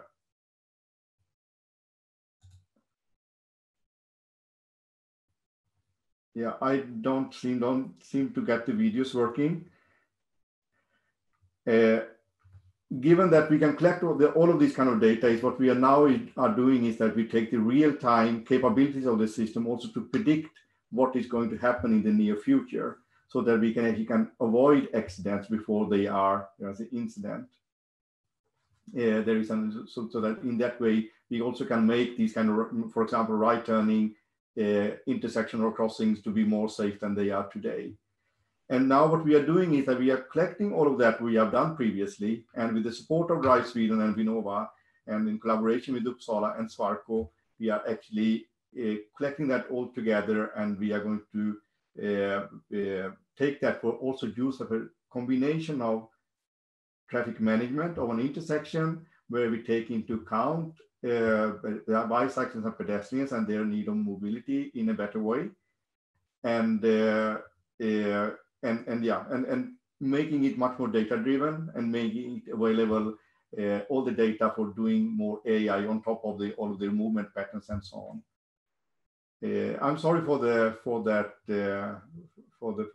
presentation and the videos, but that was my last slide. Thanks.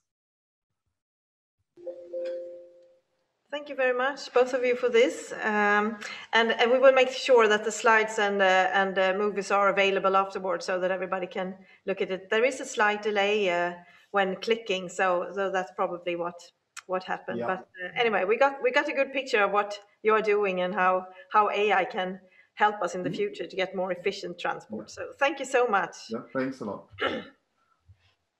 Now we will enter the next session where we will turn the discussion into what can be done to take innovation into implementation. And a crucial role in this work has, of course, the politicians. So we are very happy to be able to welcome the State Secretary to the Minister for Infrastructure, Tomas Eneroth, Malin Cederfelt-Östberg, to our digital stage. The Ministry of Infrastructure is responsible for matters relating to infrastructure, digital policy, post issues, and energy. So we are now very eager to hear the work that's going on in the mobility area. A warm welcome to you, Malin, and over to you. Thank you, Sofie, and thank you, Jan, and dear participants. Thank you for letting me speak here today. Not even a pandemic will stop us from discussing such important issues as mobility and its future. So thank you very much. As some of you already know, my name is Malin Cederfelt-Östberg, and I'm State Secretary to the Minister for Infrastructure, Mr. Tomas Eneroth. And by the way, the Minister sends his regard to you all. I know for sure that he would have been like to be here today. Before I entered my position as State Secretary to the Minister for Infrastructure, I was State Secretary to the Minister for Higher Education and Research, Mrs. Matilda Ernkrans. So with that background, I think you all can imagine that I am very interested in research and innovation. So once again, thank you for the opportunity to be here today and say a few words during your conference and the possibility to combine two areas I feel strongly about: research and innovation and infrastructure and transport. Let me take my starting point in the fact that despite, or maybe because, Sweden is a country in the periphery of Europe, we still managed to be world leading in many research and innovation areas, not least when it comes to the fields of transport and logistics. Sweden has produced smart and innovative products and services over the years. Sweden is a country with high investments in R&D. This is essential in a country like ours, with large part of our GDP coming from high-tech industries. And the government, of course, wants to stimulate and strengthen this development so it can continue to grow for the future. We are facing societal challenges, great societal challenges: growing inequality, climate changes, staggering economies, and a global pandemic. We certainly have a great task in front of us. We must now mobilize for a better society and kickstart our economy when the corona crisis is over. Let the crisis we now face be a springboard of a new transformation to a sustainable society. We all know that among the largest threats to us all in Sweden and globally are the climate changes. Ice are melting and the sea levels are rising. Forests are burning and agricultural land are becoming unworkable. Global warming must be stopped. Transports have a great impact on the climate, and that needs to be reduced. As many of you know, we have a national target in Sweden of reducing greenhouse emissions, gas emissions from domestic transport with 70% by 2030. By 2045, there should be no net greenhouse emissions for Sweden as a whole. For transports, that means zero emissions. These are, of course, very ambitious goals, but we can make it happen if we work together. For those of you who have heard the Swedish Minister for Infrastructure before, will recognize his word about Sweden to be a permanent world exhibition. He often uses that term, permanent world exhibition, because world exhibitions is something that really triggers a lot of businesses and industries.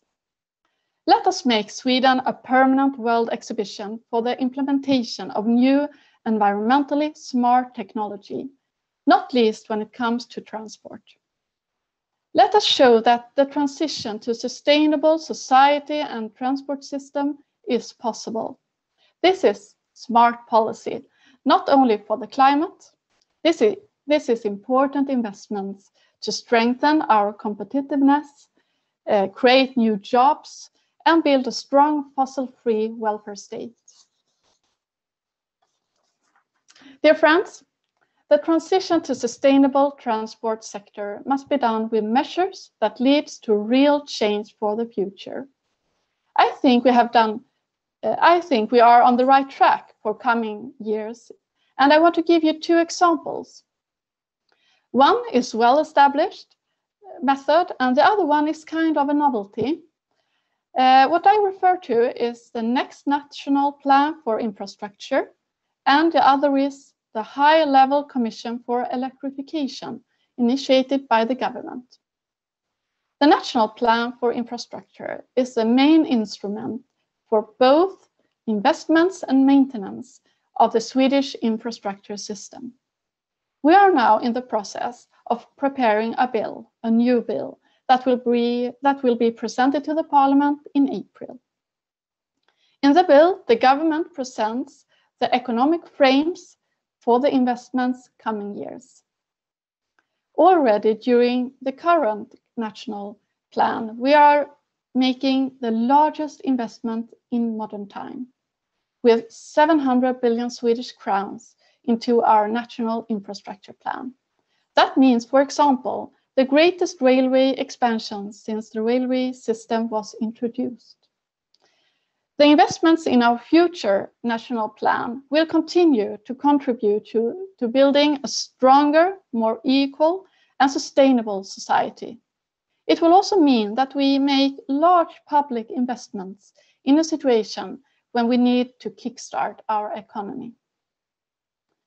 The other thing I would like to mention with a few words is that the government recently has set up a commission for electrification to speed up the electrification of the transport sector. The commission is an advisory board and consists with 16 members from business, the public sector, and from the research community. It has the mandate to work with electrification of both passenger and freight transport within all modes of transport. With the Commission for Electrification, we continue to work together, speed up the electrification of the transport sector, the public sector, business, and research community, the Swedish model. Before I end my keynote, I would also like to mention the impressive process and progress that has occurred the last years in the field of automatization and automated transport and vehicles. I think this development is very exciting. The transport system is getting more connected, more digital, and more automated. The automatization has the potential to reduce congestion, improve safety and security, and lower emissions. But I want to underline that during the work to maximize the full potential of automatic intelligence, it is essential that the algorithms are unbiased and adapted to the behavior of both women and men. And I know that Drive Sweden has been very active in this process, and several interesting concepts have been demonstrated within Drive Sweden. And I also read your agenda for today and saw that this is also an important topic for your conference here today.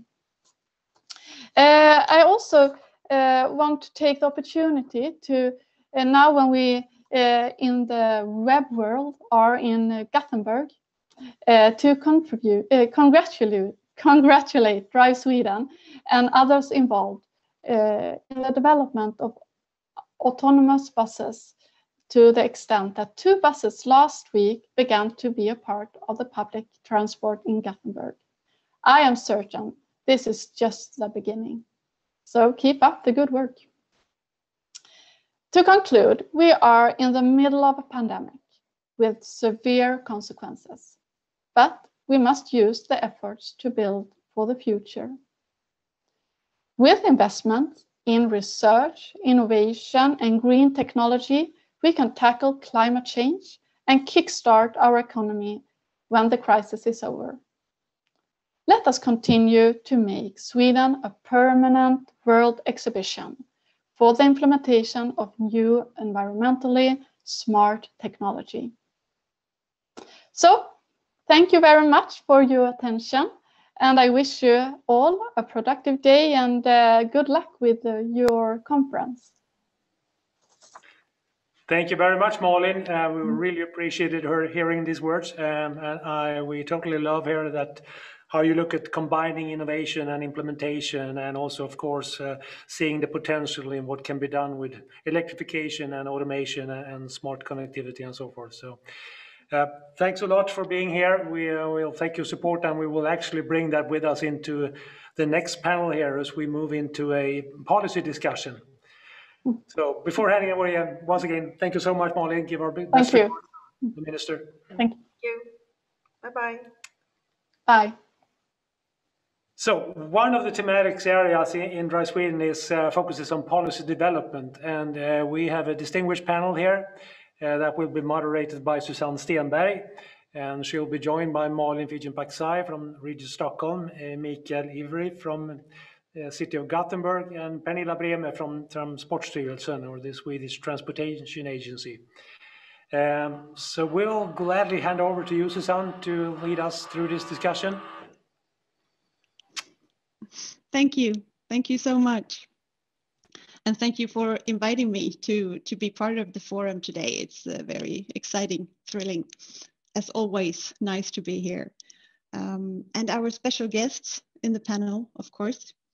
I'll introduce them to you in just a little while. First, I want to say that the focus of the conversation in the panel today is on adaptation of policies for implementation of future mobility solutions. And this is also what we are aiming for in the Drive Sweden Policy Lab that's been ongoing during the whole of 2020 and will continue during the year 2021.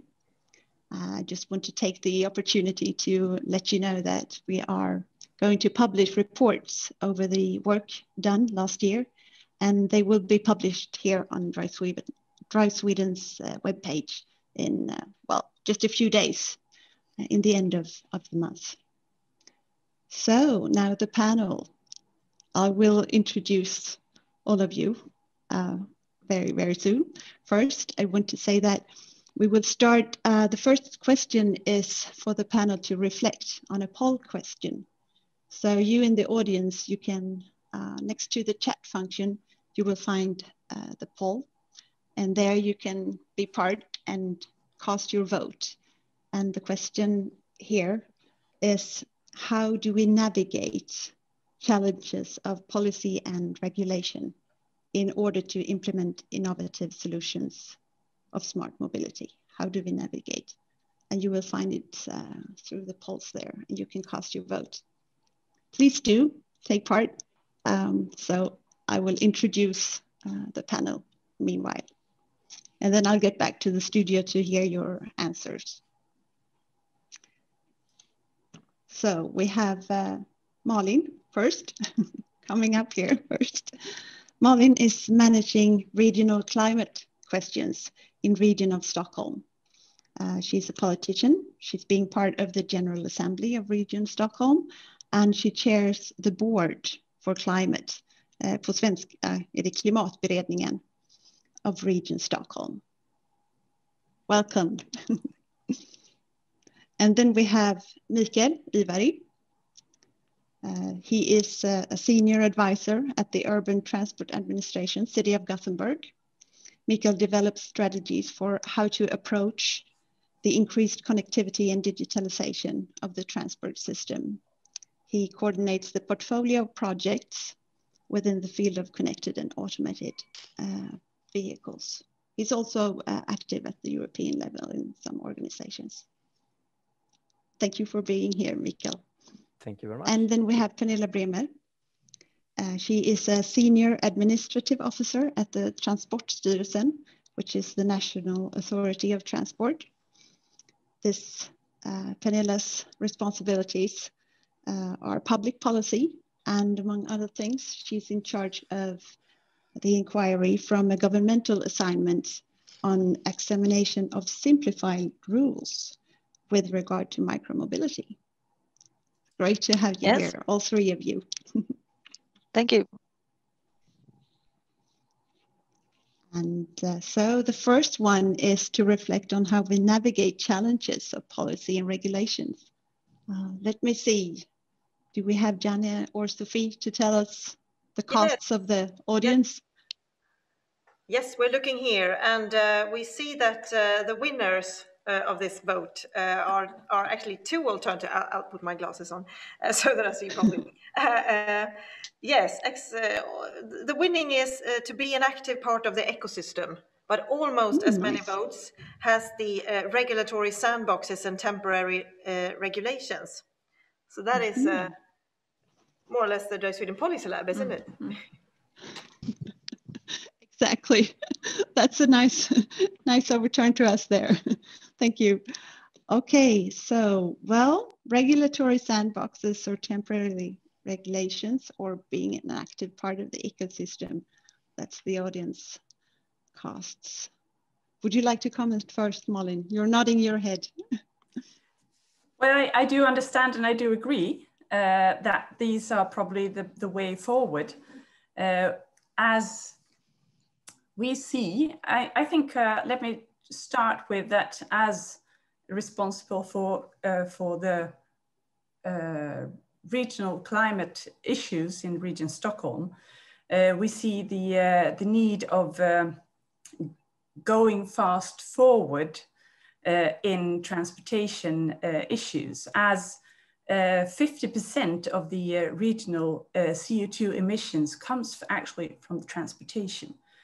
And that means that, and we also, I think it's very important to see that we are also the public transport authority. So we are responsible for all public transport offerings to the public. And as we are paid, or we are financing our part of public transport with partly with the taxes. We also know to have a vision for the future, but with no vision for the future, we also don't know what different regulations need to be changed, right? Well, let me come back to that later, perhaps. But I think we as a part of the public. We need to understand that we have to change a lot to come forward and to get further. And we also need to understand what is happening and not let ourselves be surprised or overruled by the changes. Yes, so that's part of being an active part in the ecosystem, right? In the transport ecosystem. Yes. Yeah. Yes. Thank you. Comments, Mikael, Pernilla, who wants to start? I can go. I would like to add one ingredient that I think we need, and that's actually courage. Because I think we need the courage and the bravery to, to really try out the policies and to, look the truth right in the eyes. Just you said, Malin, that we know that transport is a big issue when it comes to the environmental problems and issues. So I would like to add courage. Courage, yes. That's very good. I mean, it takes courage to explore and not to let go and keep on exploring. Yes, and not to be afraid to maybe make a mistake and learn from that. Well, I think I would have chosen the answer of the ecosystem myself as well, because I think that's important. I think we should acknowledge that we are only in the beginning of a quite steep learning curve, and I think we need to help each other to think outside of our boxes, because I think that the transportation system is not merely a product or a service, but it's a socio-technical system. And it's a system that no single actor can challenge by themselves. So we need to cooperate. So cooperation is the key to success, I think. Very good. Cooperation is the key to success. I'd say that that's probably the key takeaway from the panel's reflections of the first question then. Good. So now I have a question that relates to public space. And that comes from partly what role has micromobility in the transport system? And when I say that it relates to public space, I'm thinking that we have, when new products and services arrive, there's also often new market actors that comes into play. And sometimes, well, when they enter, it might enters into what formerly has been thought of as the public space. So this is my question. What role has micromobility, and how about public space? How do we take care of that in this situation? Maybe I can start. Sure. Since I've been working with traffic for a long time, before my existing role, I used to be traffic planning manager at the administration for more than 10 years. So I'm working a lot with our development plans. And I think what we have seen is a gradual shift from public goods to club goods. And with that, I mean that you have to pay a fee or comply with a set of regulation to be allowed to use publicly funded infrastructure. And if not, then you're excluded from using it. And from an economic perspective, this makes perfect sense, as some would argue, because if you use it, you should pay for it. Supply and demand theory. And it also makes perfect sense from an ecological perspective. If you pollute, you should pay for it. We have this polluter pays principle. But from a societal perspective, I think this might have wider impacts. What if the cost of joining the club is too high? Then I will never be able to join it. And if I'm not part of the club, why should I pay for it? I think these questions might change eventually how the ways we organize our society. And in the long run, it might even impact views on democracy. And I think new mobility concepts make this even more complex, since many of them, as you mentioned, are based on commercialization of public space. So then how will we regulate the use of public space in the future? I don't really have an answer to this, since I'm not a politician. And I truly believe that this is a political issue. But as a public servant, I see many options and impacts. And working as a public servant, I think one of the most important tasks for me is to assess and analyze the development in a transparent way. This is important for the future. Thank you. Thank you. I'll hand it over to you, Malin, since you mentioned the politics. I think I do see the same kind of changes, but I'm not sure I agree on how to solve them. I think that as a public transport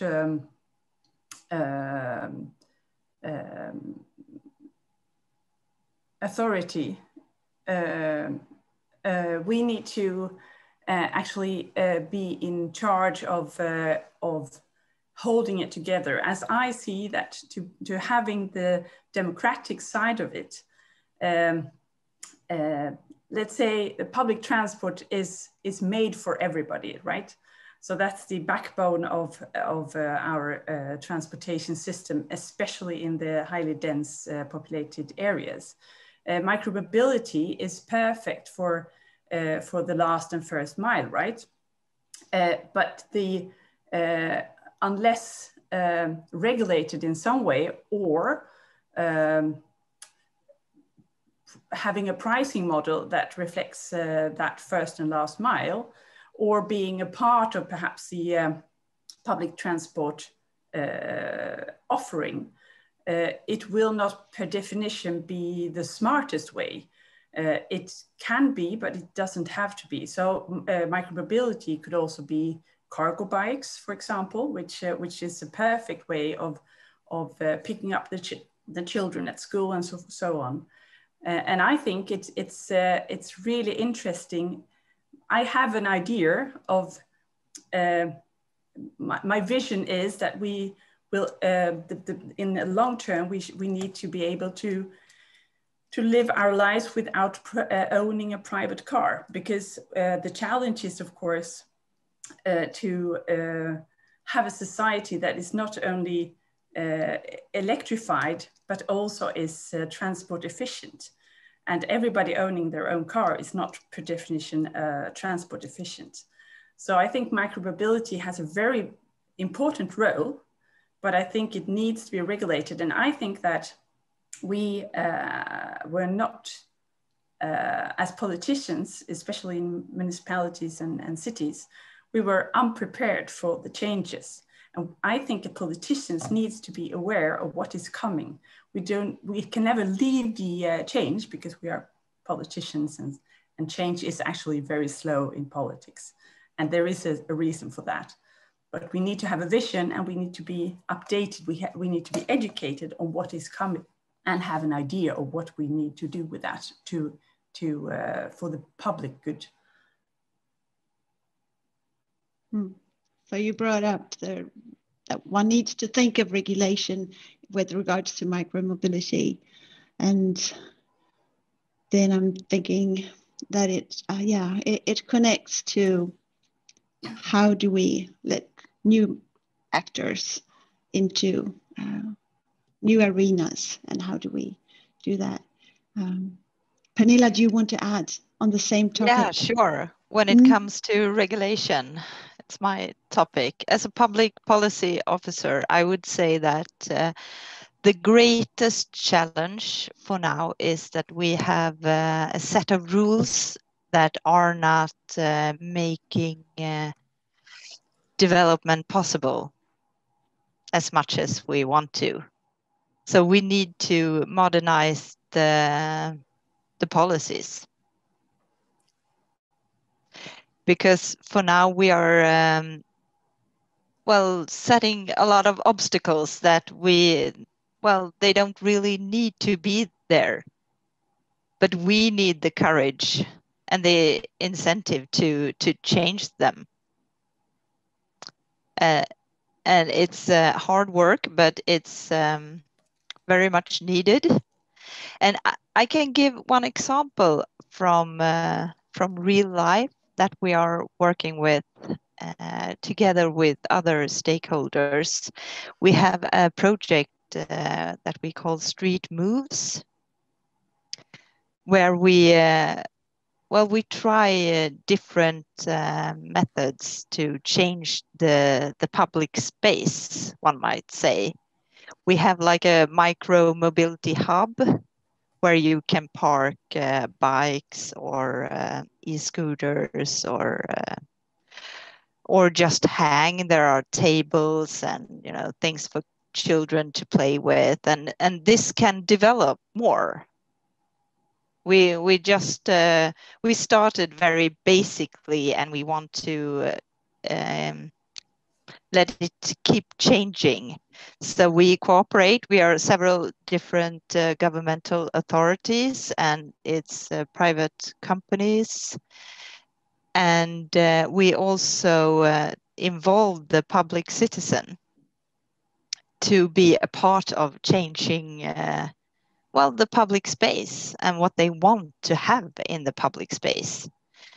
And from that project, we hope to learn what we need to do as policymakers. But from politicians, I hope it's okay I say this to you, Malin, but what we need, the public policy officers, is that, well, brave politicians as well, that allows us to discuss and maybe to do mistakes also, so we can together learn from this. That's very much needed. If you want to develop, you need to be very brave and not afraid to do something stupid or something wrong. And that's what we try to do in the Street Moves project. Please look it up. We have a very nice little film that you can watch if you want to visualize if I'm describing it badly. But it's a very, very interesting project that really helps us to see the challenges that we need to address. I'm thinking that you're also bringing up, this is also an example of how the authorities work together with private companies. Well, yes. I'm not sure, but you mentioned it, so I'm picking it up now. Yes, it is. So I kind of want to follow up. Yeah.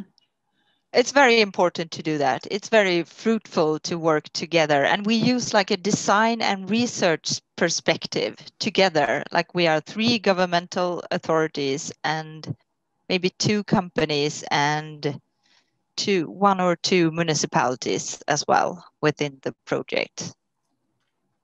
So it's actually great because we get all the different perspectives. It's so interesting, and it's good you bring it up. And because I have the follow-up question that was just on what are your views upon governance and innovation, and if there's a need for cooperation. So I already take that you answered this one, Pernilla. So I'm going to give it to Mikael and then to Malin. So between what actors or which part of society is cooperation needed, and how? What are the roles? Yeah, I think I mentioned it before. I truly believe that cooperation is the key to success. And one major reason for that is that I think that truly successful innovation is disruptive rather than incremental. And by disruption, I mean, it's not the same as introducing a new technical system. I think it's very much about changing the value chain. You can compare that for what has happened in other businesses, like gaming industry, for instance. When I was a child, I went to the store and bought myself my computer game. Now you can play it online using your cell phone. When I was not that many years ago, when I needed medical care, I went to see the doctor and I had to wait in the waiting room and make an appointment and so on. And now you can do that. Solve many of those cases by using simply your cell phone. So I think it's a lot about looking where value is created and remove steps in the processes that do not create values. And then I come back to this, as I mentioned before, that the transport system is not a product or a service merely, it's a socio-technical system. Mm. So that needs us to cooperate together, authorities, industry, and academia. And I think we need a collaborative innovation capacity. And that is something I believe we're good at in Sweden. And I think we're good at that in Gothenburg as well. So we have a long history and tradition of doing this. And this is not always the case when I look around in other countries. So I think this is a competitive strength for us. So one important issue for us is to help each other to understand the context, to find the value chains to disrupt. And authorities play an important role, especially when it comes to challenge-driven innovation, which also the European Commission has picked up on now in the new Horizon program. So yeah, cooperation is definitely the key to success as I see it. Thank you. And it also, we have one last question is for how Sweden could keep track with needed work on development of rules and policies. And then I'm thinking that your answer is probably in the same direction, the collaborativeness of us in different perspectives in order to work with what could be needed. Yeah, yes. Is that? Yeah. But also, I think we have excellent prerequisites in Sweden, but I also think that we cannot lean back since the world is moving fast. We are a country of early adopters, not least when it comes to digitalization of the transportation system. And I think it's so super cool that someone was so foresighted already in 1996 that they decided that maybe we should have a national road database in Sweden. So then they introduced this. And this is actually something that most countries don't have even now. And with that national road database in place, we could develop a lot of new services. For instance, in Gothenburg, we started the work of digitizing all our local traffic regulations already in the early 2000s. We did this together with some other major Swedish cities like Malmö and Stockholm and the National Transport Agency. But in 2008, they were all set in place. And now it's a part of our permanent work process when it comes to dealing with local traffic regulations. So of course we have a competitive advantage here. But then of course, we must also acknowledge that we are a small country. This means that we also comprise a small market. And I don't think it's successful to develop rules and regulations that are very different than from the international community. So we very much also need to cooperate internationally.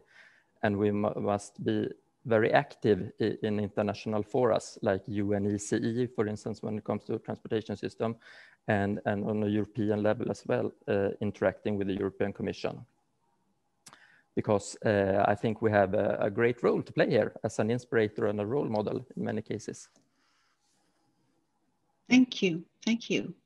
Now, Malin, you have the chance to sum up both of these questions at the same time.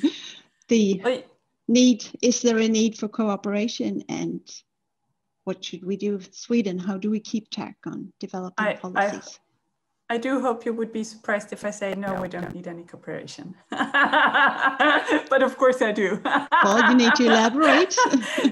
I mean, it is an ecosystem, right? So we of course, we are interdependent. I would like to answer to Pernilla's challenge. She said you need politicians with courage, and of course you need politicians and markets with courage as well. But I think that we need to be educated to be able to be courageous, right? Without knowledge, we are unable to be courageous. And there are obstacles, I think, also in the planning, in the long-term planning of our infrastructure. I see that we are actually only doing more of the same that we have done for so many years.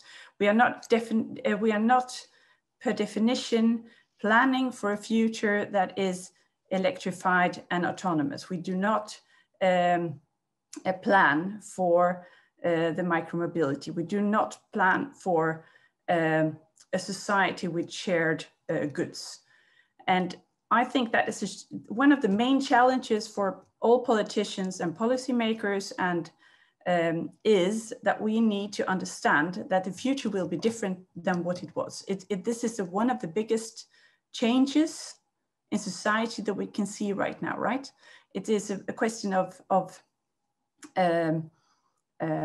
IT possibilities with 5G, with how we can cooperate in sharing those data, and possibly the obstacle is that too many people are not aware of those changes right now. Too many people with a possibility of changing, of actually changing the possibilities for a quick implementation or a smart implementation, first of all, are not aware of those changes. So I come back to this. We need to cooperate. We need to be educated. We need to have a vision for the future, and we have to be courageous to change rules and regulations, possibly for testing for a short time, because before we have a standard, we need to test, right?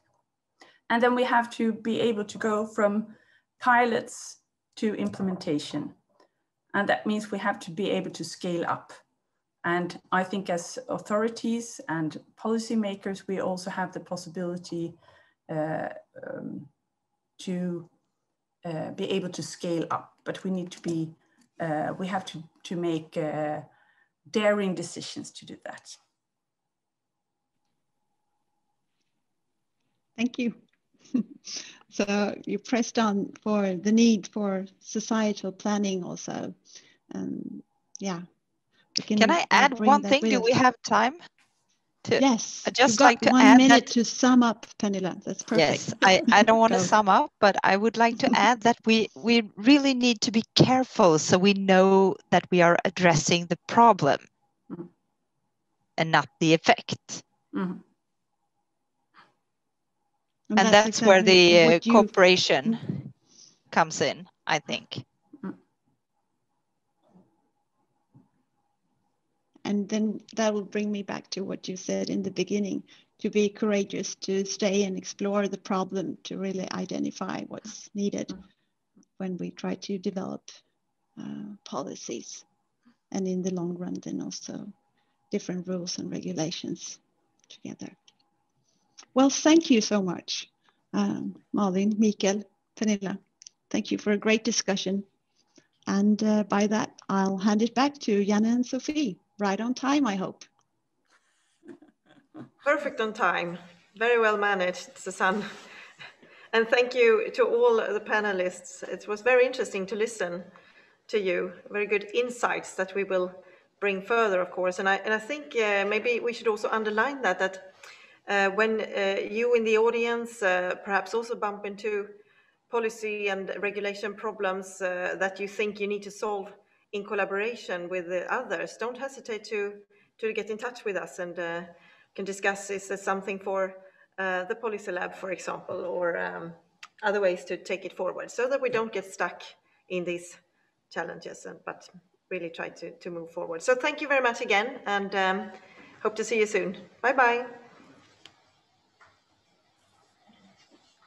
And I think before we move over to the very eager persons that are already coming up here, we'll just keep you waiting a little bit longer, because we would like to check the poll.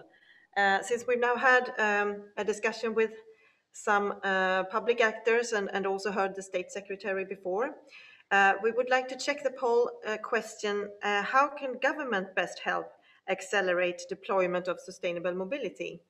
And you actually see that there is a vast majority of you who think that the investment in more large-scale pilots is definitely the best way, at least from these alternatives. We like that. Yes, from the alternatives that you have been able to choose between. You probably want many other things as well. But just to say something then about these large-scale pilots, and that's also our experience in Drive Sweden, that it's very important. And what we see as large-scale pilots is when really we also look at the system and many parts of the system. So really not just a technical pilot somewhere, but really where we bring in the policy aspects, we bring in actors that can deploy the solutions, so really also working on the business models. The society planning aspects are of course also crucial. And we need users. And users, yeah. Which is actually a perfect bridge for our next. To coincide with our next session here. Yeah. So we will take another look at, or deeper look at 3 projects that both belong in the user engagement part of our program. And we welcome Alexander, Sara, and Kirill to join us and tell us what you have been up to in terms of setting up projects that somehow relates to, are closely connected to end users. So we'll start with Alexander. Please turn on your camera and share your slides. It's coming up now. Thank you. Yeah, my name is Alexander Sevad and I come from Fairtiq. I'm going to talk about a project called Welcome on Board, which is a Drive Sweden project. And let's see if I can change slide. I was promised to be able to do that. All right. Okay, back. Did someone? All right. All right, there's a delay.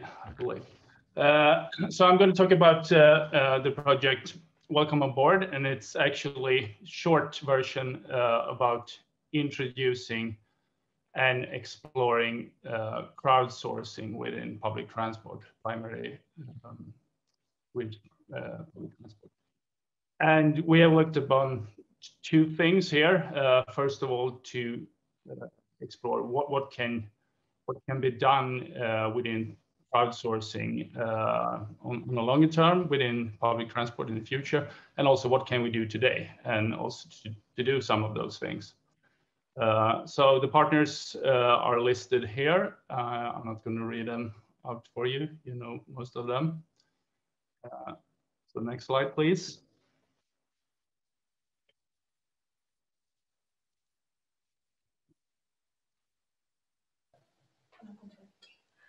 Okay, Alexander, and then the rest of you are going to present. You have the control yourselves. It's just that there could be a slight delay. So just click and then you wait. All right. Okay. All right. So first I'm going to talk about the first pilot that we did within the project. It's actually about travel patterns. And in a sense, this is to learn about how you can adopt new technologies for finding out how people travel. This is not, in my opinion, crowdsourcing, more like crowd sensing. So I'm just gonna skip onwards. All right, that's not from my computer. So here is a picture from Uppsala with some travel patterns, central Uppsala, where you can see how people have moved about. And we did this from an existing app that we have. This is another, oh, this is really laggy. This is another picture from data from users' mobile phones from central Stockholm. And you can see the height of each graphical representation here is the amount of data. So you can clearly see important traffic junctions like Odenplan, Central Station, and Slussen, where there's a lot of people. And we did this also to check the scale on a global scale. So we collected data from all over the world. Not all the countries. Some countries are reluctant to send data. So now I'm going to talk about the main topic here, which is the next level, which is actually passenger participation. And the advantages of this is for different stakeholders, but primarily public transport agencies and authorities to increase their knowledge and strengthen their trust with the riders, and also to have different means of proactive management of the traffic. So the focus that we have the specific focus we have done has been within a use case that has been the predominant issue for all public transport, and that's the COVID-19 pandemic. So I'm going to talk a bit about how the crowdsourcing works. It's built with either with a standalone app that we have developed, or it can be embedded in existing web content or mobile apps. And we also support QR codes, which can be placed out in traffic, which we have also done within the project. And the thing here is not to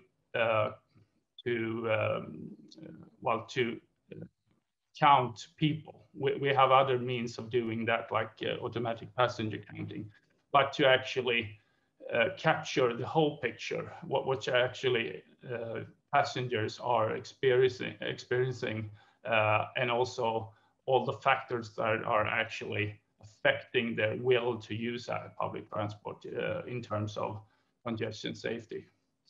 So you use all these interfaces, and then data is aggregated to a cloud-based database, and we collect different kinds of metadata from GPS positions, what means of transportation they're using, optional comments, and time codes, etc. And everything is done in real time.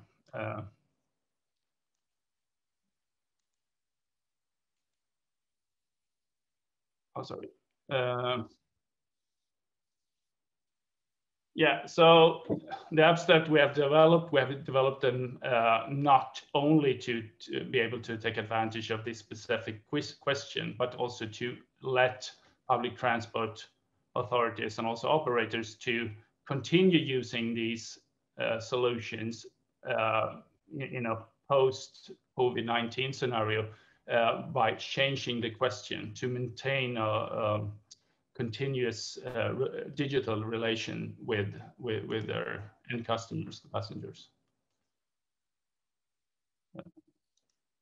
So, well, it's lagging here for me. Sorry. So the project is ongoing now, and we have one.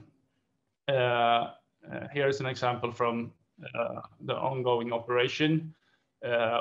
Together with Region Värmland, and they have placed QR codes on board all their BRT lines. And when the passengers scan these QR codes, they get immediately into the application, so they don't need to download it from App Store, Google Play, or anything. So it's a progressive web app that they are getting into. And finally, I'm going to talk about the statistical point of view of this, and also how can you really do something beneficial with this data, and how can you structure the data. So within the project, we have developed something that we called congestion safety index, or in Swedish trängselbaserat trygghetsindex, which actually is a statistical measure to actually capture and be able to analyze and compute this with this kind of data collected from the passengers. And it can also be filtered on a whole or a special section in terms of different time periods. You can compare different days with each other, compare different geographic regions, different lines, different traffic modalities, etc. So everything of that is contained within the data. So the benefits when you have all this data and you have structured it this way is that you achieve several benefits as a PTA, public transport authority. One would be that you would have early identification and qualification of different changes in passenger attitudes, disturbances, or other things that are in some way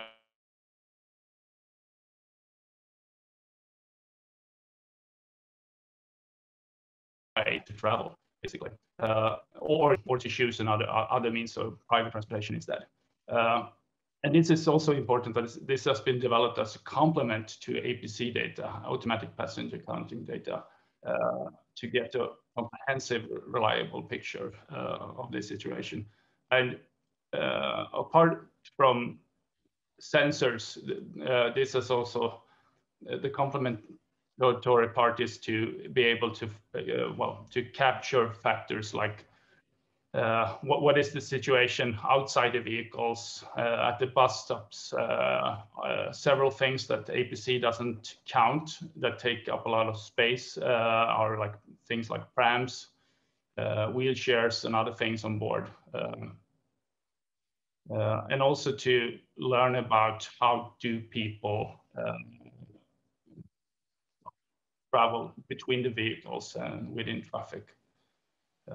And foremost, you let the passengers actually speak directly to the service owners, to the PTA.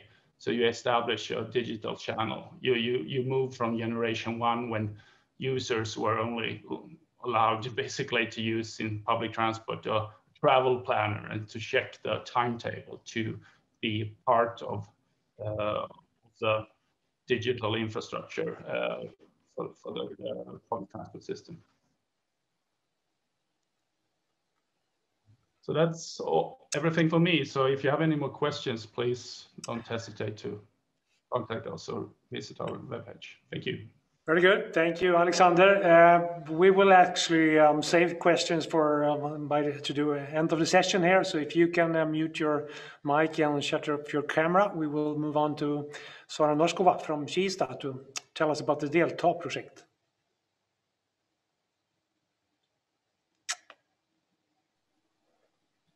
Hello, everyone, and thank you for the introduction. So at Urbanized, which is a part of Kista Science City in Stockholm, we focus on building the sustainable cities of tomorrow already today. And we do this through allowing for testing, showcasing, and collaboration in real urban environment. And one of the pilots that we conducted last year is called Delta, or also Delta, meaning participate in Swedish. The pilot focuses on on-demand last mile extension of public transport. It was led by us at Urbanized in collaboration with our partners, Ericsson, Intel, Keolis, the Engineering, and Stockholm University. And it was conducted in Kista, north of Stockholm. We had 3 main aims. The first one was to reduce the amount of travelers using their own cars to and from Kista. Also filling in the gaps in public transport, especially during evenings when it's dark during winter. And also social aspect and ride sharing, which of course we had to adjust due to COVID-19 restrictions. We did this with a focus group of 30 people, both employees and people living in Kista. We used 2 very cute electric cars and carefully chosen drivers. We also did an app integration for booking and matching the rides, and also the vehicles were connected to the Ericsson control tower. So about statistics, the pilot was conducted in November and December last year with full operating days of 53.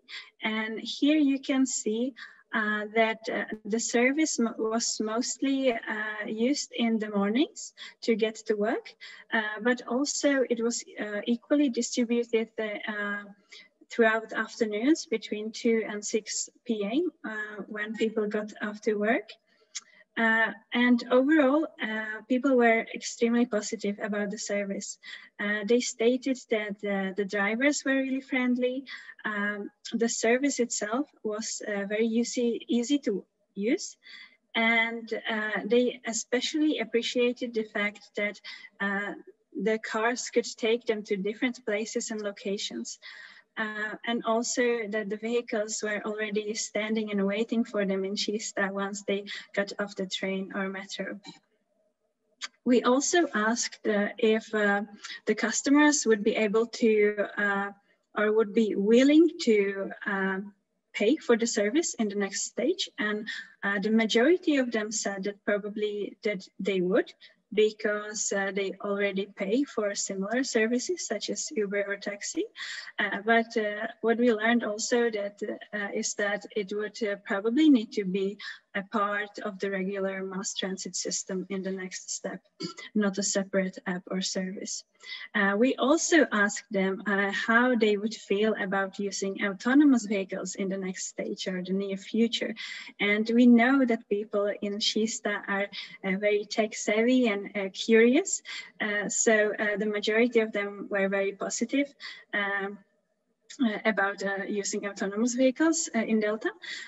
And also some of them stated that sometimes they don't really feel like talking after a hard day at work, so they don't really need a driver for the social aspect, which was interesting to see. And as a wrap up, so the main takeaways are that the users enjoyed the service. They definitely wanted to continue. The service was most popular in the afternoons between 2 and 6 p.m. Also interesting to see that if the rides were not offered within 60 seconds, the users would cancel their request. So they didn't have a lot of patience. The users were open to the idea of sharing vehicles and also the idea of autonomous vehicles in the future. And also the Delta drivers were really appreciated and seen as an authority and a safety resource during the pilot. So if you would like to learn more about the Delta project or us at Vennersten, we have a digital booth here as a part of the event. So you're welcome to join us there during lunch, or you can also reach out to us through vennersten.com. Great, thank you very much, Sara. And thanks for reminding everyone about the exhibition that will soon open up again. But before that, we're going to also listen to a third project involving users, and we will have Kirill coming online here. He's actually calling in from Spain about the project in Sollefteå up in the northern part of Sweden. So we're excited to hear more about that. Kirill, please. Yes, hello, thank you everyone. Thank you for introducing. And it's actually 25 degrees where I'm now. I'm afraid about it a little bit. Yes, so I hope the presentation is visible now. Tunnel is a project which is supported by Drive Sweden, but it started before the support with Drive Sweden. So it's a startup, and under the Drive Sweden program, it's a project which is a collaboration between a small technology startup, town authority, a transport operator who is willing to go into innovation, and the research center, which is K2, which is the part of Malmö University. The main thing is that it all starts with the problem in our case, and we are not first looking at the users as it was described here before by other presenters, but more about the problem. And the problem is that if you compare living in a big city where you have access to good public transportation all the time, you just can go out and have your bus in 5-10 minutes from any time.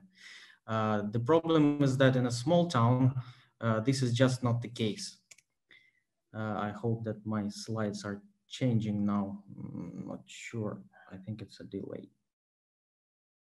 Yes.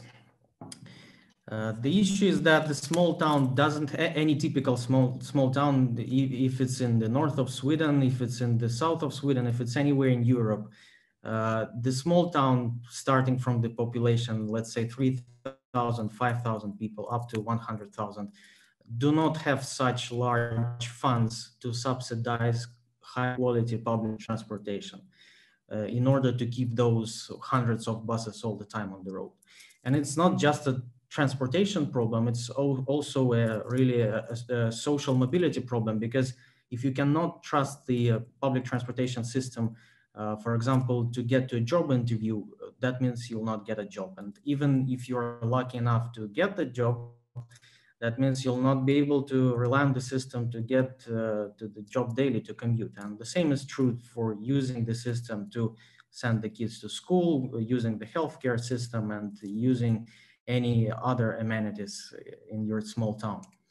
And it's not just a small problem of just a small fraction of small towns. In fact, about 30% of the whole urban population of the European Union lives in such small towns. So we can just take a map right now and try to check if I want to go in a small town, any small town, if I want to go from, let's say, my home address, some residential area to the hospital, most probably the waiting time will be at least half an hour. And the existing solutions, they might start with the users, and this is quite a popular opinion. For example, these days, the startups working with demand responsive transport, DRT, microtransit, flexible lines are quite popular. And the thing is that if you look at this from the geometrical point of view, from the logistical point of view, you will see that it's not a solution for mass transportation, because imagine you have a minibus with 10 seats, it picks you up, and the next person to be picked up is to be picked up in 5 minutes. And by the time the last person is picked up, you already have spent 50 minutes inside the minibus, which is, of course, absolutely not usable for daily usage. So we believe that the existing mass transportation system is already very efficient, particularly due to the reason that it uses group gathering of people on bus stops, but it can be improved more. So the whole focus of the project was not to make it so that you can, first of all, have a smartphone app, order the bus or a minibus or something like that. The main goal was to make the existing system with the normal fixed bus routes so efficient that it's possible to run a whole transportation network in a small town with small subsidies, or even maybe without any subsidies at all. And the solution, the technical solution to that, is the idea that tunnel optimizes mostly not the movement of the buses, so the routes are still fixed, not flexible, but it optimizes the movement of moving passengers who are going to different dynamic bus stops. So it's mostly routing of passengers to dynamic bus stops so that the buses are never run empty. And from that, of course, comes the result for the passengers, for the users, is that they can get the quality of public transport, which is similar that you could get, for example, in Stockholm or in Gothenburg. So that was the second goal of the project, to reach that. So we're now in private beta. The system is running in the cloud right now. We're hoping that the COVID restrictions will go away soon so that we can run it for real passengers. And the vision of the whole project and the organization supporting it and the stakeholders who are running in the project is that you don't need to leave to the big city. You don't need to stop living your life in a small town, which is quite comfortable already, just because the transport is not there. So we want to bring high quality public transportation to small towns that cannot afford it right now. So I would be happy to answer any questions about it. Thank you. Thank you to all three of you for great presentations, and it's very interesting to hear the results. And I would like to welcome back into the picture Alexander and Sarah. So we don't really have much time for questions, but you could perhaps look in the chat later if you've got any questions and answer them there. But one question we would like to say, I mean, we've heard now results from projects from a little bit of different settings, both small town perspective with big town perspective and interacting with end users. And one thing that is often pointed out as being a major issue in the transformation of the mobility system is the need for behavioral changes. Do you agree with that? And what can we do about it? Just quickly to sum up this from all of you. I'm going to start with Alexander. Yeah, I think all the users are on board. They have, well, made their transformation with other transportation modes, like introduction of new online taxi, etc. The big transformation is in adopting new technology will be from the big players within public transport, the authorities. They're not used to move quickly. So I think the users are on board already. Okay, great. What about you, Sarah? I would say it's really important to make the first step, right? So just getting people on board and get them being a little bit curious. And if they try the service once, as was the case with Delta, then they probably learn to like it and use it more and more. Yeah. And Kirill? Thanks. I would say I'm a bit on a more like a hands-on side. We have some data of running experiments, and the interesting thing is that there is such a thing which is called induced demand. So when the transportation system starts improving, you get, like, for example, shorter waiting times, or you have more lines or something like this, you get more passengers. This is the same effect when you start building more roads, you still have more congestion because you get more cars, something like that. And it turns out that, for example, in small towns, which I'm kind of a big fan of, we do not know what happens before we actually run that system. Because if you just look at the research, if you just look at the surveys, if you just ask people, they can say whatever. But in reality, when a new service comes into the town, suddenly people find out that, okay, I didn't do these trips at all. For example, a young guy didn't go to the gym at 20 p.m. at 8 p.m. because it was too dark. And for example, his parents couldn't give him a ride. But now there is a possibility to have a trip. These trips do not appear on any surveys because they kind of don't exist right now. So unfortunately, in this case, it's a chicken and egg problem. To find this demand, you have to run something for real. So we have to make steps. Very true. So thank you for these good conclusions from all of you and for your presentations. And we look forward to more projects within Drive Sweden on with interaction with end users, because that's for sure needed. Absolutely. Thanks to all of you. Thank you. And will you sum up before our lunch break? Yeah, I will sum up all of the morning. No, I will not. But I will lead you into the lunch break, or let me call it the exhibition break, because we really want to encourage you to visit our exhibitors. We have these 13 companies eagerly waiting for you. And to get there, if you can get the next slide, you click Expo. You may have been peeking in there already. But right now, they're waiting for you in the Expo area here. This exhibition will be open until we restart again at 1:30. And at that time, we'll take a look at how cities can be more involved in the mobility transformation. So again, enjoy lunch, and please stop by as many exhibitors as you have time for, and then we'll see you in about 1 hour. Thank you for now. Thank you.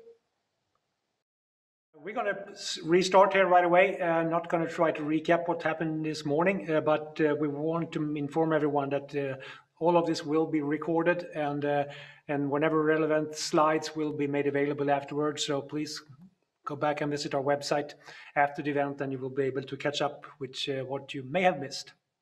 So with that, we'll move on into the afternoon program.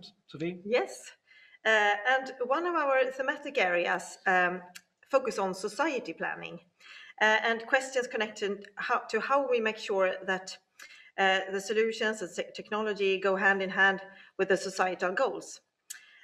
So now we will discuss the role of cities in the mobility transformation. So I'm very happy to invite Olof Johansson from the Swedish Transport Administration. He's also co-responsible for the thematic area Society Planning within Drive Sweden. And he will moderate this session together, and we welcome also Anders Bengtsson from Future of Lund and Åsa Minus from Viable Cities, our sister strategic innovation program. So by that, I leave the floor to you, Olof, to kick off, and to Åsa and and Anders to join. So thank you very much. Thank you, Sofie. Thank you. Great to be here. So as Sofie was stating, I'm representing the thematic area of society planning, and it's one of the 5 thematic areas within Drive Sweden. And actually yesterday we had a joint seminar with the thematic area of public engagement. And the question that we addressed was, who owns the street space in the future, and how can we design it to make it accessible for all? So I would like to just take a few moments to state what we were addressing in there. And we had a great panel within this question, and they were discussing how can we work with co-creation to involve the citizens in the planning process. And we heard examples from the city of Helsingborg and the city of Stockholm, from Alfred Nerhagen and Tobias Nordström. And they are having different kind of good initiatives on test level. For example, the future cities, or framtidsgator as they're called in Stockholm. And they are looking at how can they involve, in that case, school children in the planning process. So very interesting project. And the next step there is how to look and how can we do it even more and scale up those initiatives. And a key question that they addressed was how can we have flexibility in the design when we are designing the smart streets. Jonas Andersson from RISE was addressing the question, and how can we make the cities available and accessible for all? And he said that we haven't really seen solutions that take the user in account in like a great extent. Like we do it every here and every there, but he would like to see it even more. Anna Panestal from the KTH, she was addressing like the question, who owns the street space in the future? And she said it could be three parties, either the taxi companies, the flexible facility owners, or the delivery robots. And I thought that was a kind of a fun way to address the question. And she said that the more shared development, we will see more shared development between mobility and real estate, and that we will use the buildings and real estate and stores in a new way. And when we look at new mobility solutions, there are also a risk of increased traffic. And then she also stated that we will see like that new and more space will be needed when we have more and more e-commerce that will increase.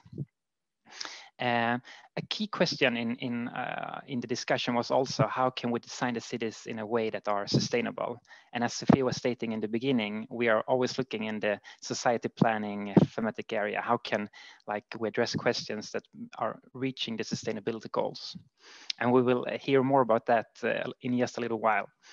But a challenge when we do this is that we are having the existing infrastructure and the existing design in the cities. It would be easy if we wouldn't, if we just could create something from a new perspective, but now we have to take that in account.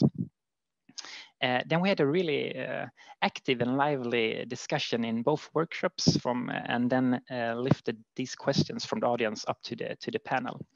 And I think some of the interesting questions that were raised was, can we see a boundary between the citizens and the customers?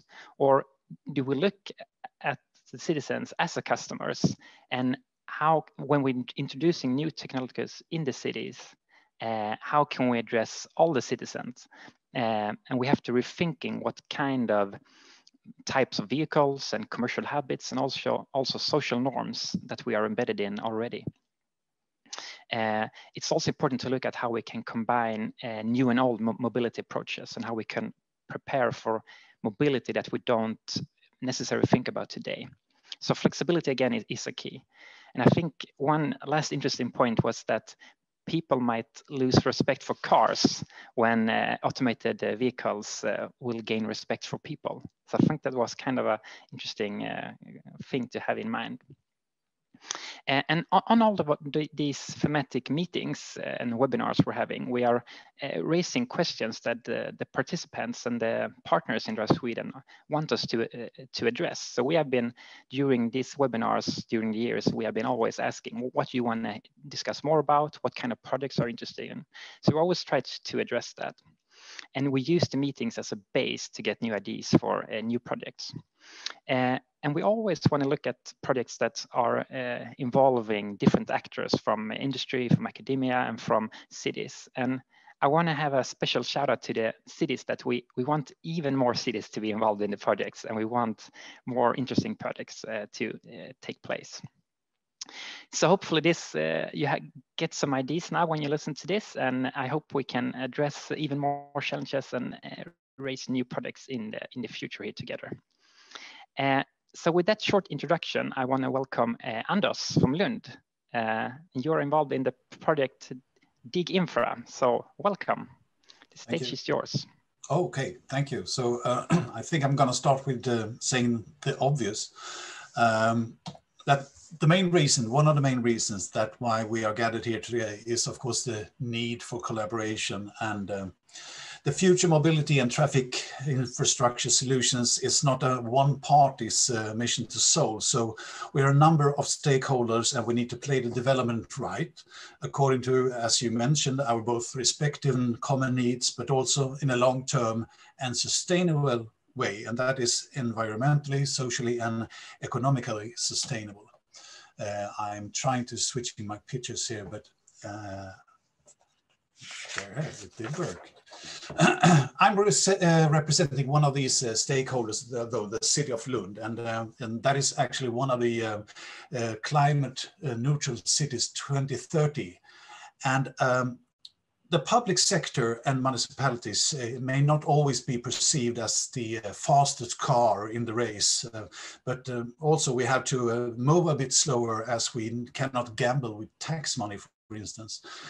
But not to get all behind, the municipalities needs to be better in gaining knowledge of what is happening on the market, which new mobility solutions do we need to take in regard, and when we are planning for infrastructure and city development, and how can we match our needs and development with these new solutions.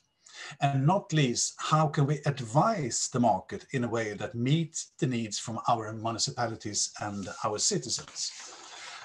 So one aim with the Dig Infra project, which is starting up right now, is to get in place a common platform for knowledge sharing and define how municipalities can make a concerted effort in influencing and contributing to future mobility solutions. But also, how do we adapt? For example, how can we as municipalities contribute to the changing behaviors which the future mobility solutions might call for? That's another question. And with the Dig Infra project, also we want to address how a municipality can invest in and set up a digital infrastructure in cooperation with the other stakeholders on the new mobility and traffic solution market. And besides the high-end technology that we need, hardware and software, how do we as municipalities organize in order to develop, to use, and not least maintain such an infrastructure in the most effective way? Well, it's a lot of questions, but trying to change the picture again. A lot of questions, but we feel quite comfortable. Within the city of Lund, we have a successful history of developing connectivity and IoT solutions. And with a focus on sensors and collecting and sharing data, Lund has, through its innovation platform, Future by Lund, run a major project called SOM, Smarta Offentliga Miljöer, that is Smart Public Spaces. And now the SOM project is gearing up and has transformed into another project called Lund Open Sensoring City. And it was this new project that we saw would be a perfect backdrop in Lund for the Dig Infra project. And with the new sensoring project, and by being partner in Dig Infra, we hope to establish a more common picture of the mobility flow in and around the city of Lund. And by common, we mean that the various actors that are affected by the flow of people and vehicles, such as the municipalities, property owners that was mentioned, and traders and so on, get a consensus on problems and challenges. And we also hope for contributing with what we refer to as the Future by Lund innovation methodology. Because we want to share in the Dig Infra project how we as a municipality try to handle and nourish the Triple Helix Innovation Challenge. And as a hint, I can say that the key components are an active partner network and openness, and that is partner contracts instead of delivery and supply contracts. That is open innovation away from IP rights and patents. And with Future by Lund, we have wanted to create a neutral arena where we together could discover the amazing innovations that hide in the spaces between public sector, academy, and enterprise. And this kind of consorted effort, I believe it can bring us all on track towards a both fun and a smart future, a sustainable future. So dig in and dig infra. Thank you. Thank you, Anders. Great vision you have there. So then next up, I want to welcome Åsa from Viable Cities. So warm welcome, and the floor is yours. Thank you so much, Olof. I'm so happy to have the opportunity to participate today. It's been an interesting morning. I've had the opportunity to follow, and it's been a really, really great program. So I'm part of the program management team at the strategic innovation program Viable Cities, as has been mentioned today. This is a sister program to Drive Sweden, so we are similar in many ways. And we actually recently have an agreement to collaborate more strongly with Drive Sweden, in particularly then regarding the mobility systems for 2030. So Viable Cities' mission is actually to achieve climate neutral cities by 2030 with a good life for all within planetary boundaries. So it's all about climate and sustainability. So we have a mission-based approach to innovation, which is all about transformative change. And this includes governing institutions, such things as governance, regulatory frameworks, policies, financing models. It also includes behaviors, culture, and norms, as well as technological innovation. And much of this has been touched upon in the program today. As a flagship effort within Viable Cities, since 2019, 9 Swedish cities and their partners are pioneering efforts to accelerate the transition to climate neutral and sustainable cities. And these are Enköping, Göteborg, Järfälla, Lund, so I'm happy to have Anders here, Malmö, Stockholm, Umeå, Uppsala, and Växjö. And in December, actually last year, top political leadership in these city administrations, as well as 4 national government agencies, signed what we call a climate city contract with commitments to make this change happen faster. And this will be evolving and sharpening every year to 2030. And in 2021, the number of cities involved will extend from 9 to about 20, and then on and widening over time. And this is tightly connected to the work on the mission of achieving climate neutral cities by 2030 at the European level. This mission is actually part of Horizon Europe, the new research and innovation program launching this year at the EU level. And it's also key in achieving climate neutral continent by 2050, which is the overall aim to the Green Deal of Europe. At the introductory part of this conference, Darja Isaksson, Director General of the Swedish Innovation Agency, said that we know that the planet is setting hard deadlines for us now, regardless of our willingness to invest, our risk appetite, or our innovation capacity. The climate urgency is here. So to address the global climate crisis and keep global warming below 1.5 degrees, climate neutral transports and mobility solutions are key. And although cities cover a small percentage of the Earth's surface, they're responsible for 3/4 of greenhouse gas emissions, and a very large proportion of these emissions come from transports and mobility. These are known facts to all of the audience today, I guess. This needs to change, and this needs to change very, very rapidly. So we're very happy and proud to have deepened our collaboration with Drive Sweden and be able to accelerate this transformation of mobility systems in cities for them to be able to become climate neutral and sustainable, and to work with a whole host of stakeholders, there are huge opportunities in changing and transforming our mobility systems, not only for achieving climate and sustainability goals, but also for new market opportunities and business opportunities opening up at the global scale. So we really look forward to working further with Drive Sweden. That was great last words, Elsa. Thank you so much. So I want to welcome back also Anders again. So reaching the climate goal until 2030, is it possible? It's a really highest goal that we have. What do you say, Elsa?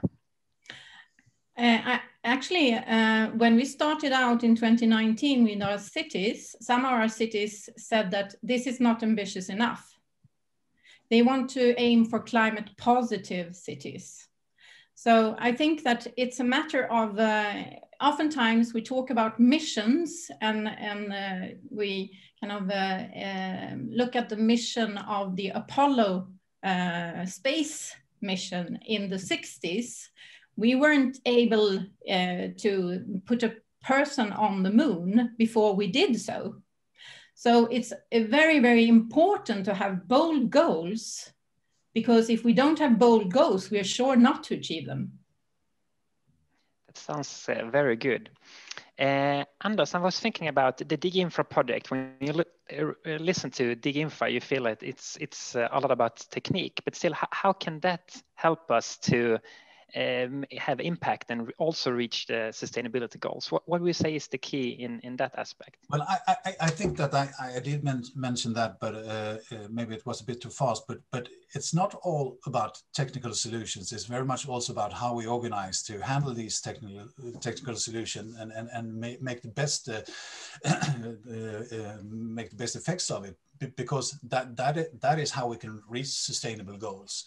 We need to also change our behavior, our minds, and how we actually are working. And I think that big achievements are good. We went to moon, but we've never been back yet.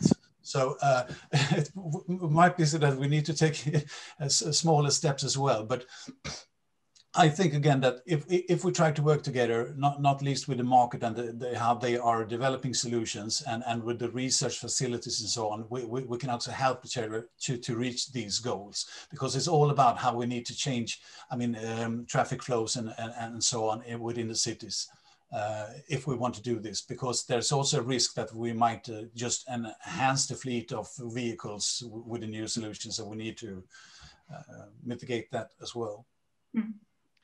Definitely. And I mean, like, you're like an innovation cluster and you're addressing like the different actors. Are you getting all the actors that you need in the projects and in the development? The way we are working now with the innovation platform Future by Lund, it's very much so, because we have these 70, 80 partners, so somewhat the bigger corporations, the small corporations, but not least the research institutes and the university. And I think it's in those, as I also mentioned, in between those gaps, the space is there. We all between us.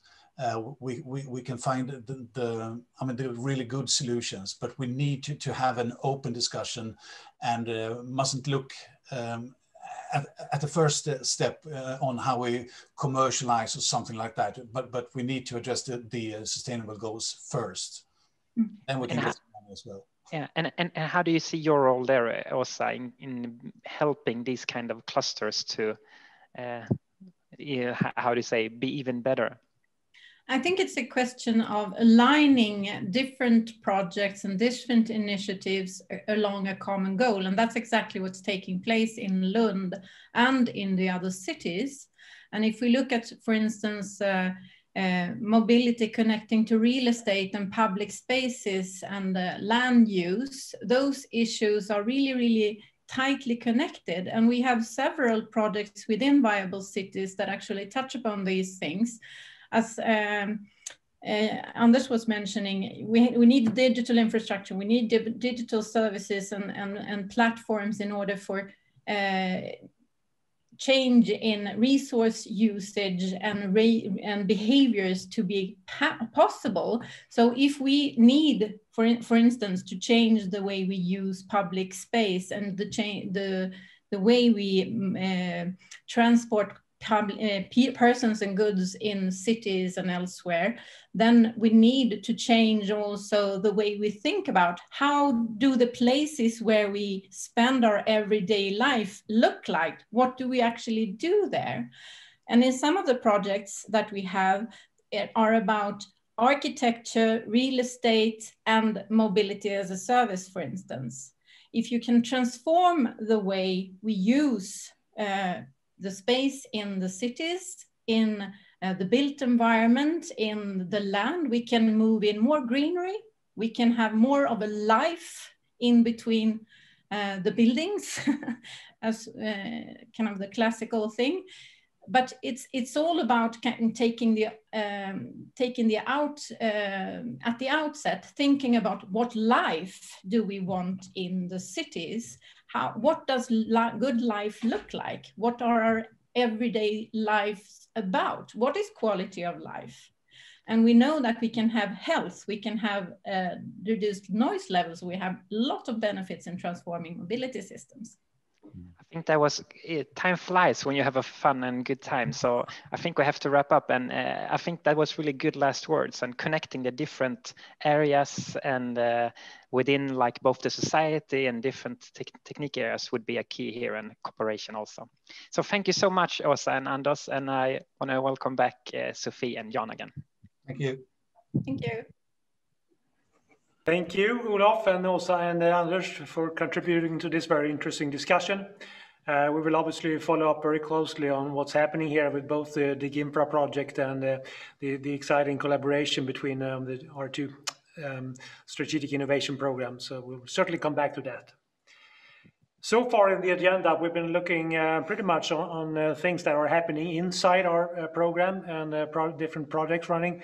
But we must also remember that business intelligence, gathering intelligence from what happens around the world, is also an important part of what we do. So the last two sessions of the agenda today will deal with that. And we will begin in one of those regions, actually with China.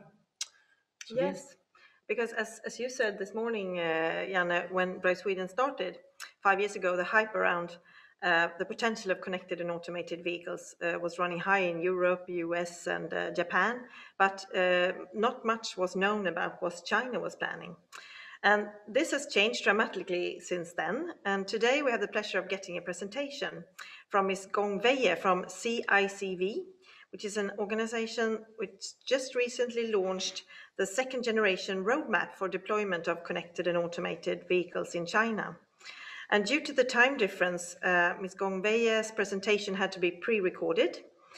So we're not able to do a regular question and answer session afterwards, but Ms. Wei has graciously provided her contact details for anyone who wants to get in touch afterwards.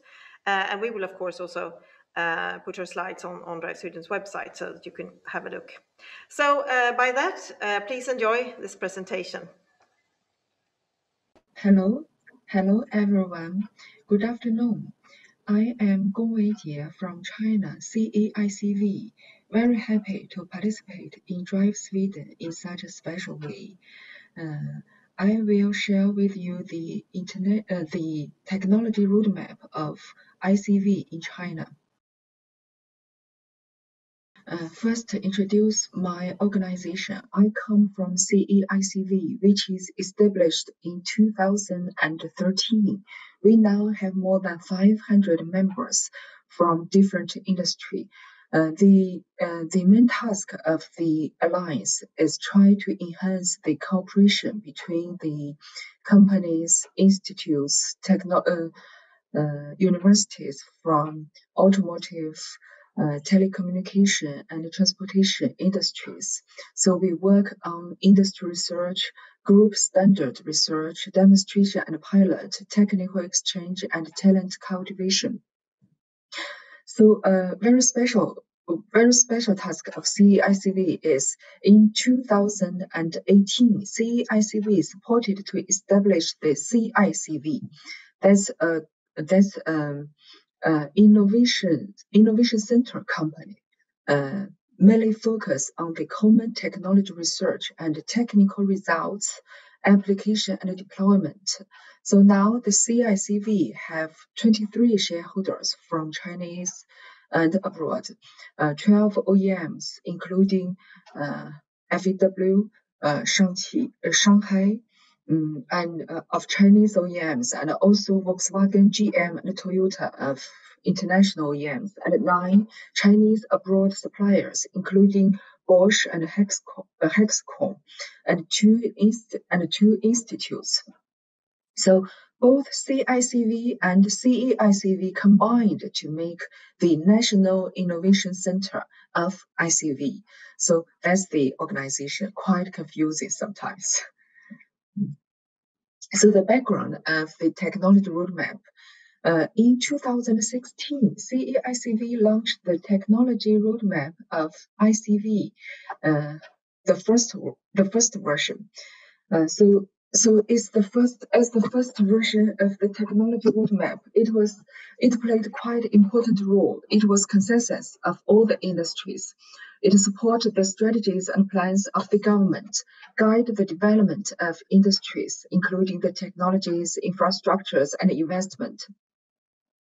And after that, we organize experts every year to track the technology development and also to evaluate the development to make sure that the development consistent with the technology roadmap. But you know, technologies develop very fast. So last year, 2019, we started to revise the technology roadmap. That's the version 2. We organized quite a big working group, including more than 100 organizations and more than 300 experts from different industries. All the group led by Professor Li Keqiang from Tsinghua University, and also we have vice leaders, the ICV, CEEM, and also from OEMs like FEW, Geely, BYD, and also from universities and from other industries. For example, Huawei company, and also TMRI, RIOH, and CEICT. That's the most important institute in China for different industries. CEICT for the telecommunication industry, the most important telecommunication institute. RIO for transportation, TMRI for transportation security. So you see, we have experts from different industry, and we organize 3 vehicle application groups and 15 technical groups. So first, the visions. Safety, the first safety. To reduce the number of traffic accidents, efficiency, to improve the efficiency of mobility and transportation, to reduce energy consumption and emission, and also to make the drivers and also the occupants to be more comfort and more convenient and user-friendly, to grant the elderly and the disabled with the right to travel by vehicles. I think these are quite similar in different countries. Then the technical architectures. You know, ICV involve many different kind of technologies, such as vehicle technologies, information technologies, telecommunication technologies, transportation, and map positioning, and so on. So we put all together and work out a technical architecture called, we call it 3 horizontal and 2 vertical. The 3 horizontal means the technologies, including vehicle technologies, information interaction technologies, and basic support technologies. The 2 vertical means vehicle platform and infrastructures. You know, in this day, infrastructure including not only the road facilities, but also the communication, the big data platform, and also the positioning, and so on. So it changes.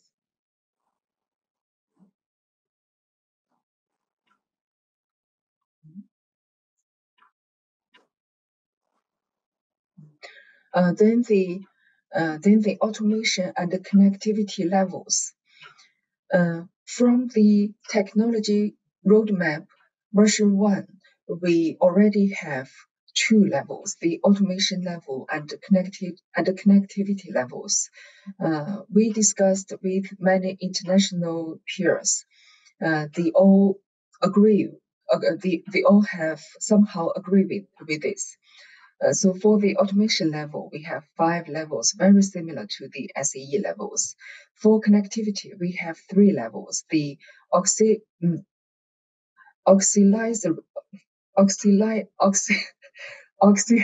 auxiliary information interaction level, and the level 2, the collaborative perception, and the level 3, the collaborative decision and control. And then we put automation level and the connectivity level in a coordinate system, and to evaluate the development level of the vehicles. So basically now the level is automated driving assistance. For automation, about level 2. For connectivity, about level 1. So in the future, it may develop to autonomous driving, only focus on automation, and it can also develop to connected autonomous driving, both automation and connectivity. So the development objectives. Basically, we believe that by 2035, quite far, China's ICV technology and industrial system will be comprehensively built with a sound industrial ecosystem. Ecosystem is very important. And highly autonomous and connected vehicles are extensively applied in China. So for the strategies by 2025, we need to establish China's ICV development strategy and form an effective cross-industry collaborative management mechanism. For the commercial application, by 2025, we expect that more than 50, the L2 and the L3 will reach more than 50, and level 4 will begin to appear in the market, and the assembly rate of CV2X will reach 50%. And then the development milestones. The milestones will be formulated for different type of vehicles. We set three different types: the passenger vehicles, including private car and robotaxi; the freight vehicles, including trucks; the new type logistic vehicles; and passenger service vehicles. We can also see mobility service vehicles, including bus and new type commuter minibus. Let's take passenger vehicles as an example to explain the development milestones. We believe by 2025, Level 3 automated passenger vehicles will realize a large-scale application, and L4 HE level passenger vehicle will begin to appear in the market. So for different, we will have different kind of scenarios, including traffic jam chauffeur, highway chauffeur, that's level 3, highway autopilot, automated valet parking, and robotaxi, that's level 4.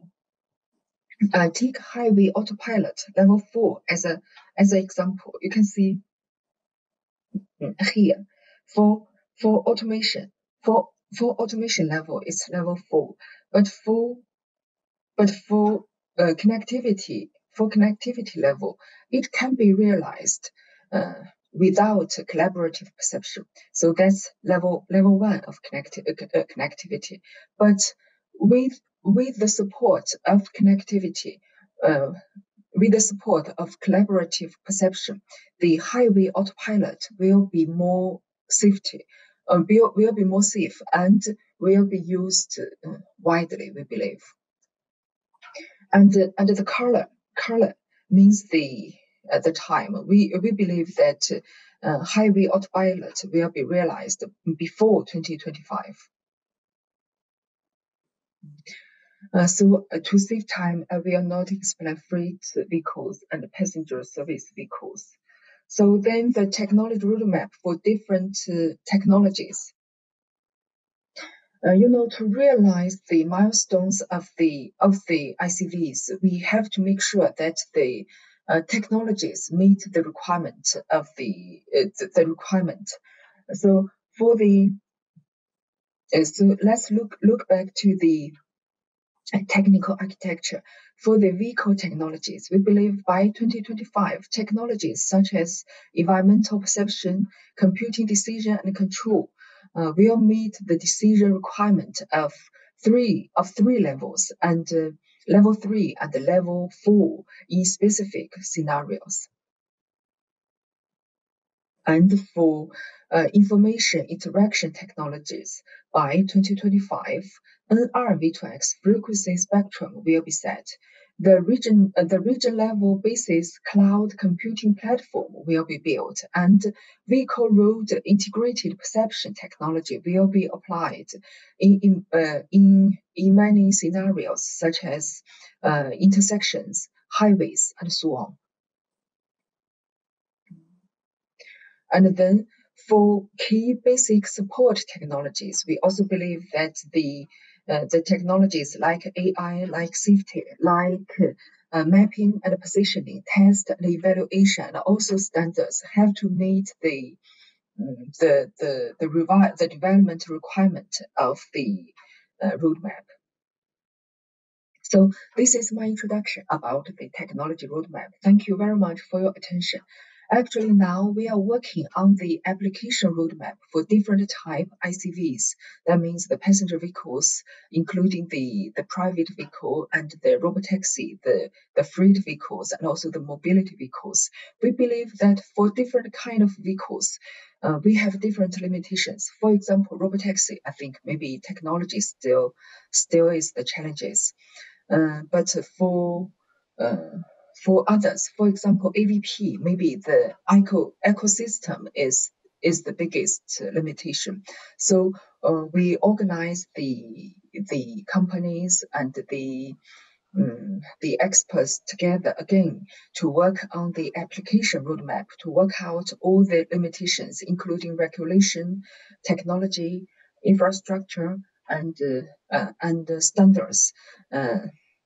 To work out the application roadmap for different vehicles, and then we will have a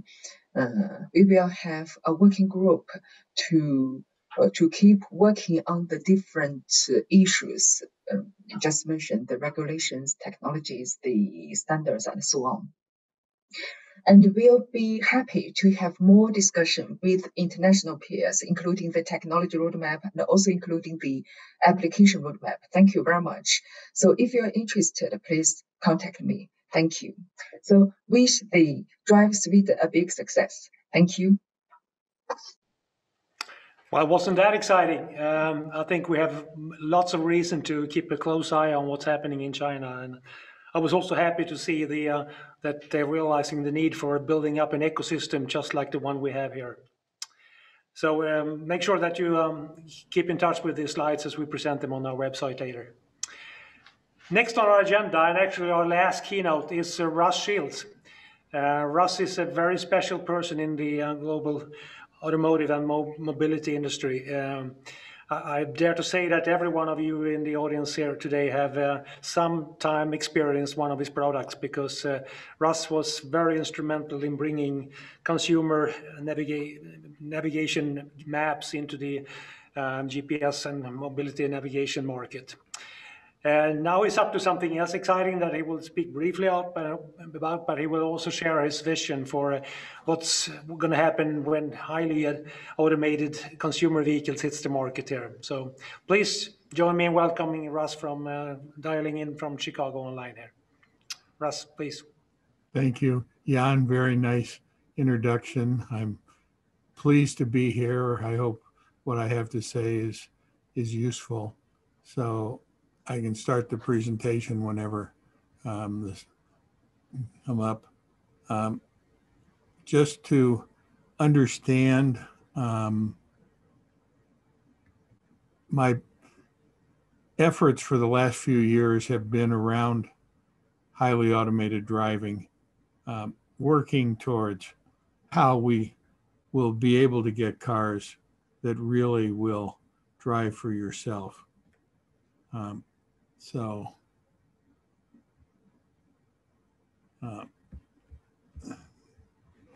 The first thing I wanted to cover is that in my mind, there's really two completely separate markets.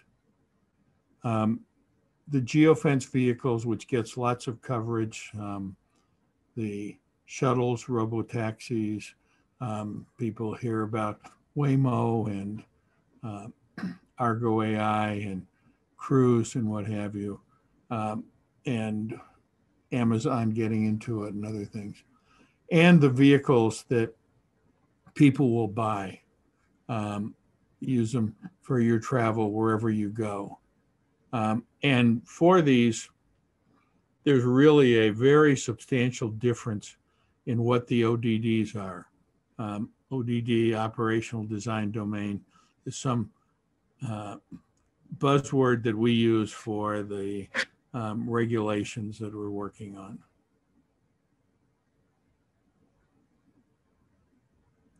So for the geofence vehicles, very simple. They operate in a limited area. They are aimed to be able to eliminate a professional driver, whether it's the driver for the delivery vehicle, driver for the taxi, or the driver for the bus, shuttle, or other things. And very important, because they return to a central facility, they can use technology that doesn't require communications for getting particularly things like new versions of software or updated map data. And because they will eliminate the cost of drivers, they can be much more expensive technology, high-grade LiDAR or other things. While as we go to consumer vehicles, they have cost pressures, even for high-end cars coming from Volvo in Sweden or BMW or Mercedes or what have you. For anything but the really, really super luxury, they want to keep the prices down. So we have to have a good structure for processing. We have to have data communications. We really will need the direct vehicle-to-vehicle communications, and that has to be cellular V2X. US and China and others have all moved completely to cellular V2X. I know Europe still has people who want to use the brain-dead 20-year-old DSRC, but hopefully that will get fixed in Europe as well. While we work on consumer vehicles, they've got to work wherever you drive. It can be bad weather, cold, hot, desert, and they have to be able to be used by people who are very good drivers, but also people who may be young, may not be that good a driver. And in all cases, they have to work with the structure that people have, because you're not going to have any control over the updates of what happens to the cars once they get into consumers' hands. So that leaves much more challenges for these kinds of technologies. So we'll work through the ODDs. The manufacturers for consumer products are moving carefully and slowly. The advanced driver assistance systems continue to increase in capability and expand. And we're moving towards a highly automated driving products that will go into consumers. We just had the new regulation to allow highly automated driving on motorways up to 60 kilometers an hour. That was released by the UN World Forum for Harmonization of Vehicle Regulations, and is being adapted and accepted in Europe. Over time, these will expand. We'll do more roads, we'll do much more capabilities. And as we look forward to 5 years from now, I would expect to see some amount of the actual fully automated capabilities in the regular vehicles that you're purchasing. So we'll just have to take steps, wait for things to happen, and move forward as the capabilities improve, the software improves, and the technology has become cheaper and more readily.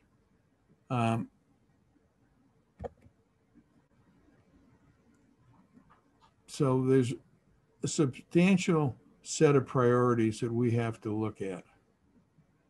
And these are, I think, important for everybody.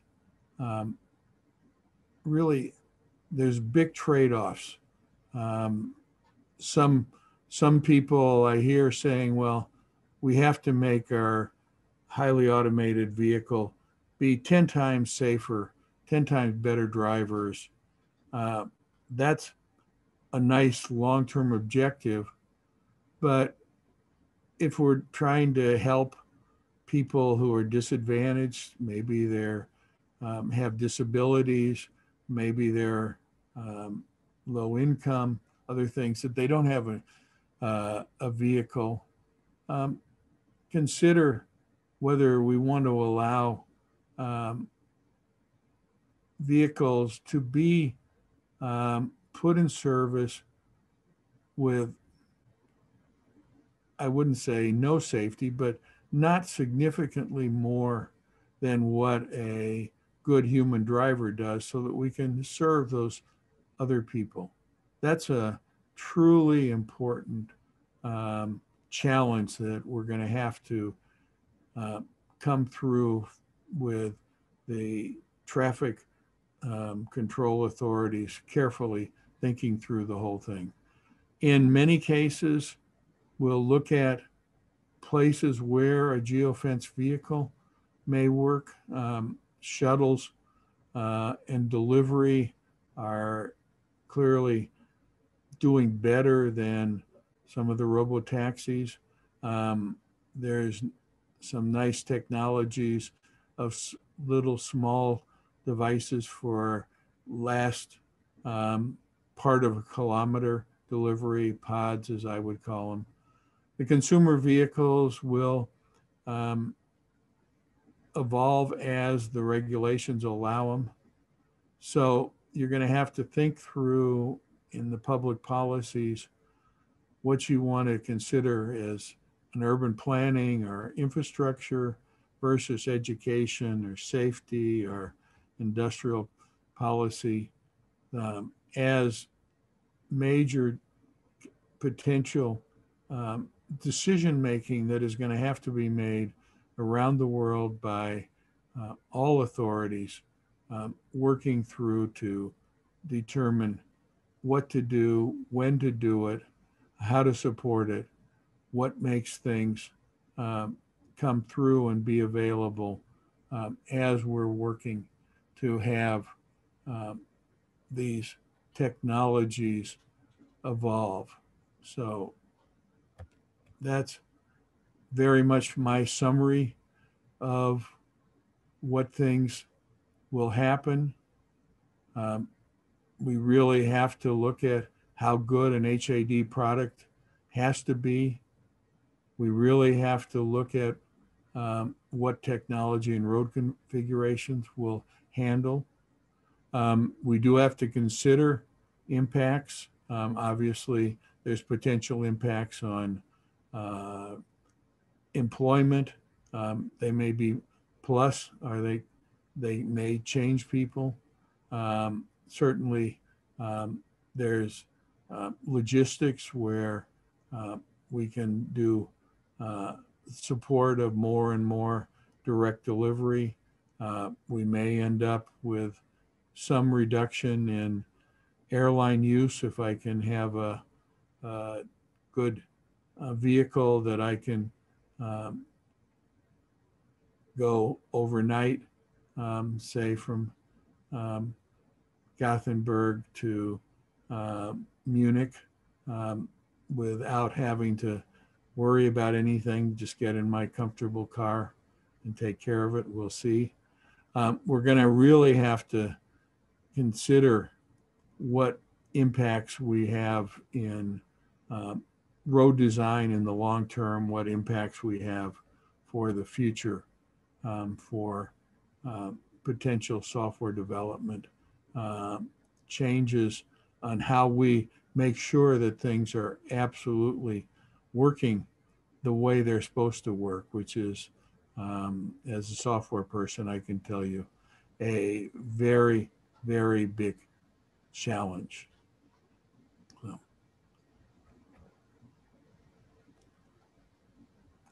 So Jan, thank you for inviting me.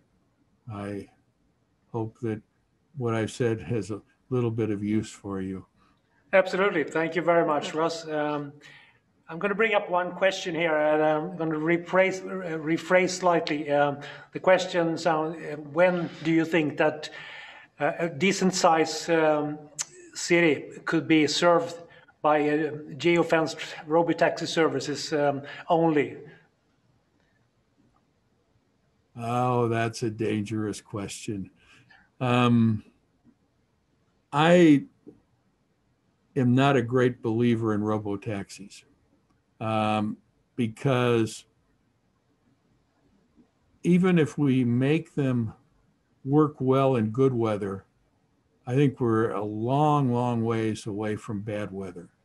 And I think the traditional taxi type services will become smart enough to know who their customers are in normal times.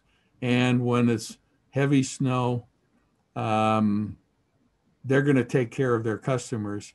And the robotaxi customers are going to be waiting forever in the cold, in the rain. The practicalities are such that I think it's not going to happen very soon. So does that mean that, I don't know if you had the chance to see the preceding presentation here, but we saw some fairly ambitious forecasts from China. Do you think that they are difficult to accomplish? Yes. Okay. That they will happen eventually, but people do not remember how slow things work.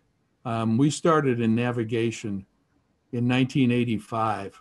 Oh, everybody said you'd have them in cars in a few years. It took longer than 10 years to even get it in the highest BMWs and Mercedes. Before that, I started on cellular telephones in 1979. I can remember people still didn't even believe they would carry a phone 10 years later. So it happens. The technology will inevitably get better. Prices, the costs of the processors will go down. The sensors will get better. Eventually we'll get there. Yep, there will be, and I like the point you brought up there about the taxi drivers. I think, as you say, the defense for existing businesses is to protect their strong sides towards the new technology that may not meet all requirements for some time yet. So, good point. And I would say, like I say, I started mobile phones in 1979. 30 plus years, people finally started getting rid of their landline phones. Exactly. Nope, it takes time. Yeah. Okay. Thank you very much for participating. It was very interesting. Okay. Goodbye. Okay. Bye-bye. Bye. So I think that after these two very interesting outlooks, East and West, we will go really into some practical information before we end the Dry Sweden Forum for this time. So if I just, maybe you have been thinking now, okay, how can I start a project within Drive Sweden? So I will just very briefly explain that. There are actually two ways. We have open calls and strategic projects. And our next open call will open this year in May. And then the projects will be able to start in January 2022. So close sometime in November. But more detailed information will be up on our website very soon. So keep an eye out for that. Strategic projects, on the other hand, those are projects that you can discuss with us continuously, and applications can also be submitted continuously. And often the ideas are generated through our thematic area meetings that we have heard about also earlier today. So just get in touch with us in the program office and discuss if you have any ideas that you think will fit. And for both of these types of projects, they should of course help to reach our vision and our task. If you need to know more about what exactly are we looking for and what gaps have we identified, you can have a look at also our website at our impact logic, or effektlogik as we call it in Sweden. There you will see even more details about what type of projects we are looking for. So I think that is it, really, Janne. Great. Well, that's, Sofie put it, that's the end of the Dry Sweden Forum agenda. The exhibit will now reopen and will be open at least until 4 o'clock, or for as long as there are visitors. And we will also, within just a couple of minutes, move over to the annual meeting part of our program. Anyone is invited to stay, but it will be in Swedish.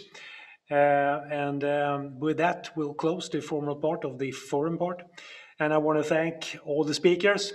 I want to thank all the technical people that made this work throughout the day. And of course, all of you dialing in and paying interest to what we do here in Dry Sweden for now 7 hours. So we very much appreciate that, and we look forward to seeing you back at our next event sometime in September.